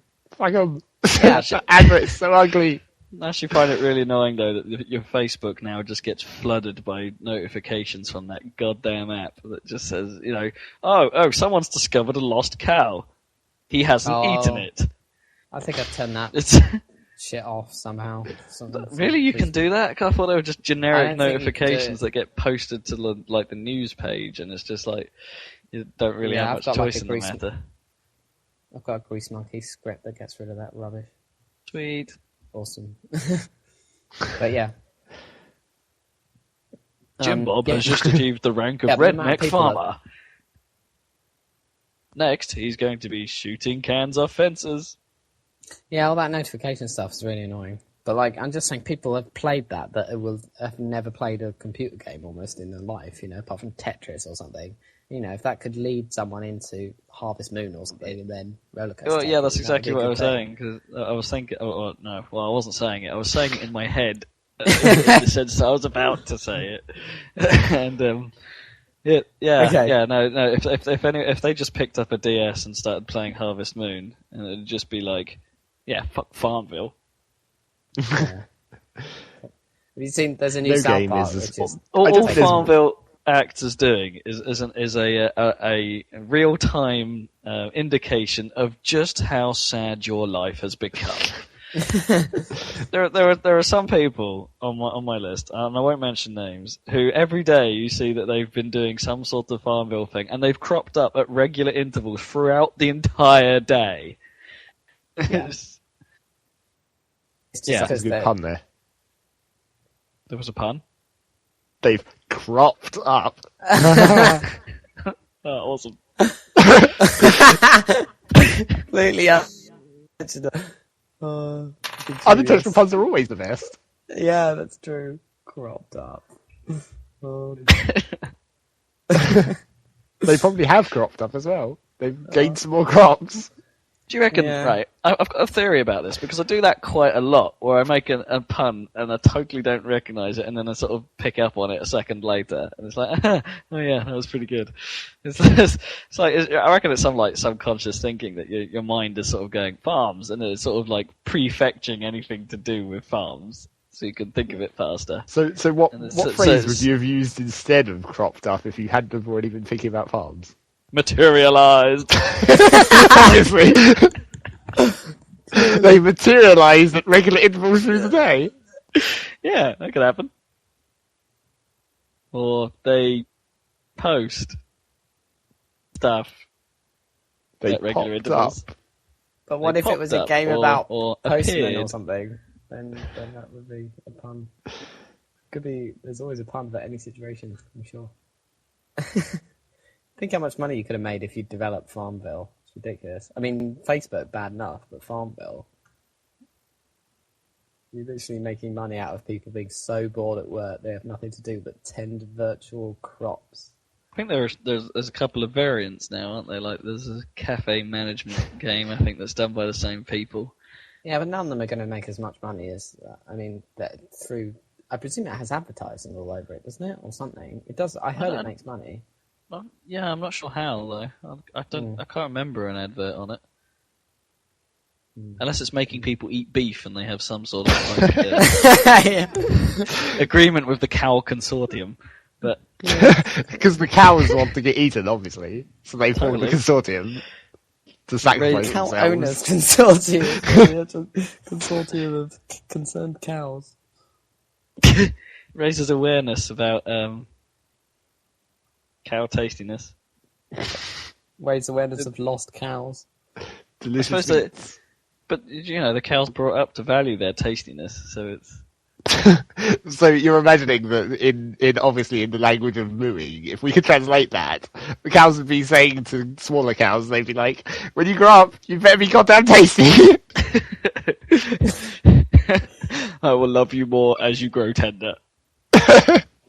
It's like the cow in Hitchhiker's Guide that like talks to you before you eat it. And... Tender is the cow. There's a bit of blur there for you, slightly modified, by Robert Kemp. I was hoping I could think of a second lyric on the fly, but it didn't come to me. You can't rap. No, well, the problem is that I can't freestyle. that you've inserted cow for the word that rhymes with the next line, so it becomes more difficult. Like bovine. Rhyme. Bovine rhymes with It rhymes with line as well, conveniently. Yeah, and it means cow. I got that bit. I know you did. I was just putting it out for extra comedy value, but tender is the cow that plows the... Said meow. Well, that makes sense because a gentle meow is probably quite a lot more tender than.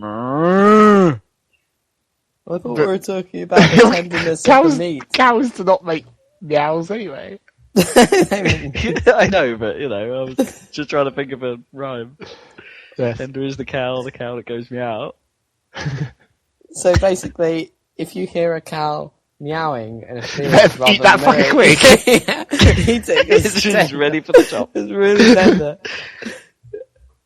Oh, it's a top tip. Oh, You can tell the gay cows out because they're how? mints. Yeah. And with that shitty joke, is it time to end? I didn't even get that. What was that? Mincing? I see. That kind of mince. Beef mince, bolognese. I thought you were talking about like mint sauce for beef or something. No. Oh, mince. That would be lamb. Mincing. Oh, lamb and mint. Yeah. Mint. Lamb is mint sauce. Lamb and mint, yeah. And mustard for beef. What goes with bread sauce? I can't remember. Turkey? I don't know. Yeah, I suspect it's one of the birds. Well, you have it with Christmas dinner, don't you? And that's usually turkey. Yeah. Bread sauce. That's the only time I ever have bread sauce. Bread sauce is so stupid anyway. Why not just who have the fuck would make sauce out of bread? I don't know. Who thought of that idea? Was it just like someone left a loaf out in the rain and then was like, oh, we can't waste this. just blend it up a bit more.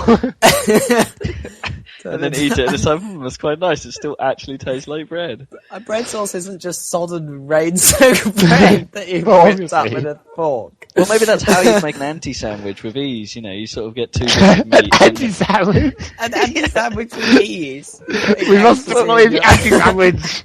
What do you know what I mean? Like, if a sandwich is 2 bits of bread and then something in the middle, it could potentially be some sort of peanut butter or spread of some kind.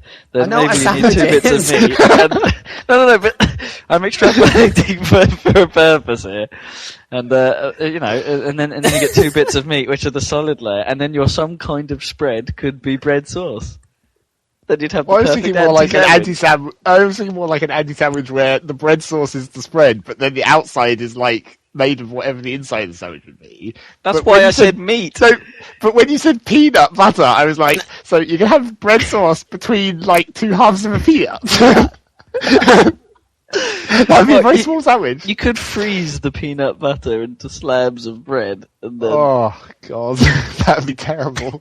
Especially as it melts under your hand. Oh, more. I can't even imagine what eating solid frozen peanut butter would be like. Crunchy, oh god. Yeah, with bread sauce. I've just imagined this sort of like gooey lump in your hand that does look a little bit like Charlotte's poop.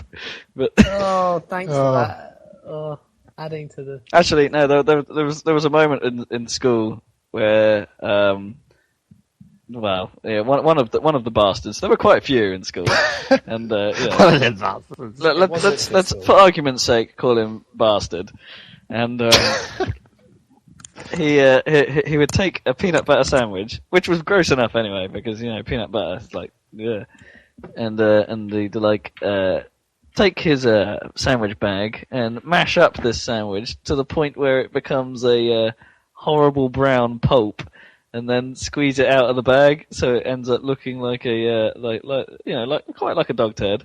And at this point, I threw up quite badly. Seriously, that was a great story. Thanks. Well, yeah, it just kind of looked like he was pooing through a colostomy bag. Did you actually throw up? Yeah, no, I properly threw up. Those plants got some extra nutrients that day. Oh, you didn't hit anyone. No, it wasn't projectile. So many stories end with like, yeah, maybe. And I threw up. And I threw up. Yeah, exactly. Not many of them are like genuine. Oh. That one was. Are you doubting my genuine throw up story? No, I don't doubt your throwing up ability. Good. You totally threw up in my dad's car once. That's yeah. On the way to the tomorrow's story. Yeah, that's the interesting part about it. Rob was so goddamn excited about the world of tomorrow.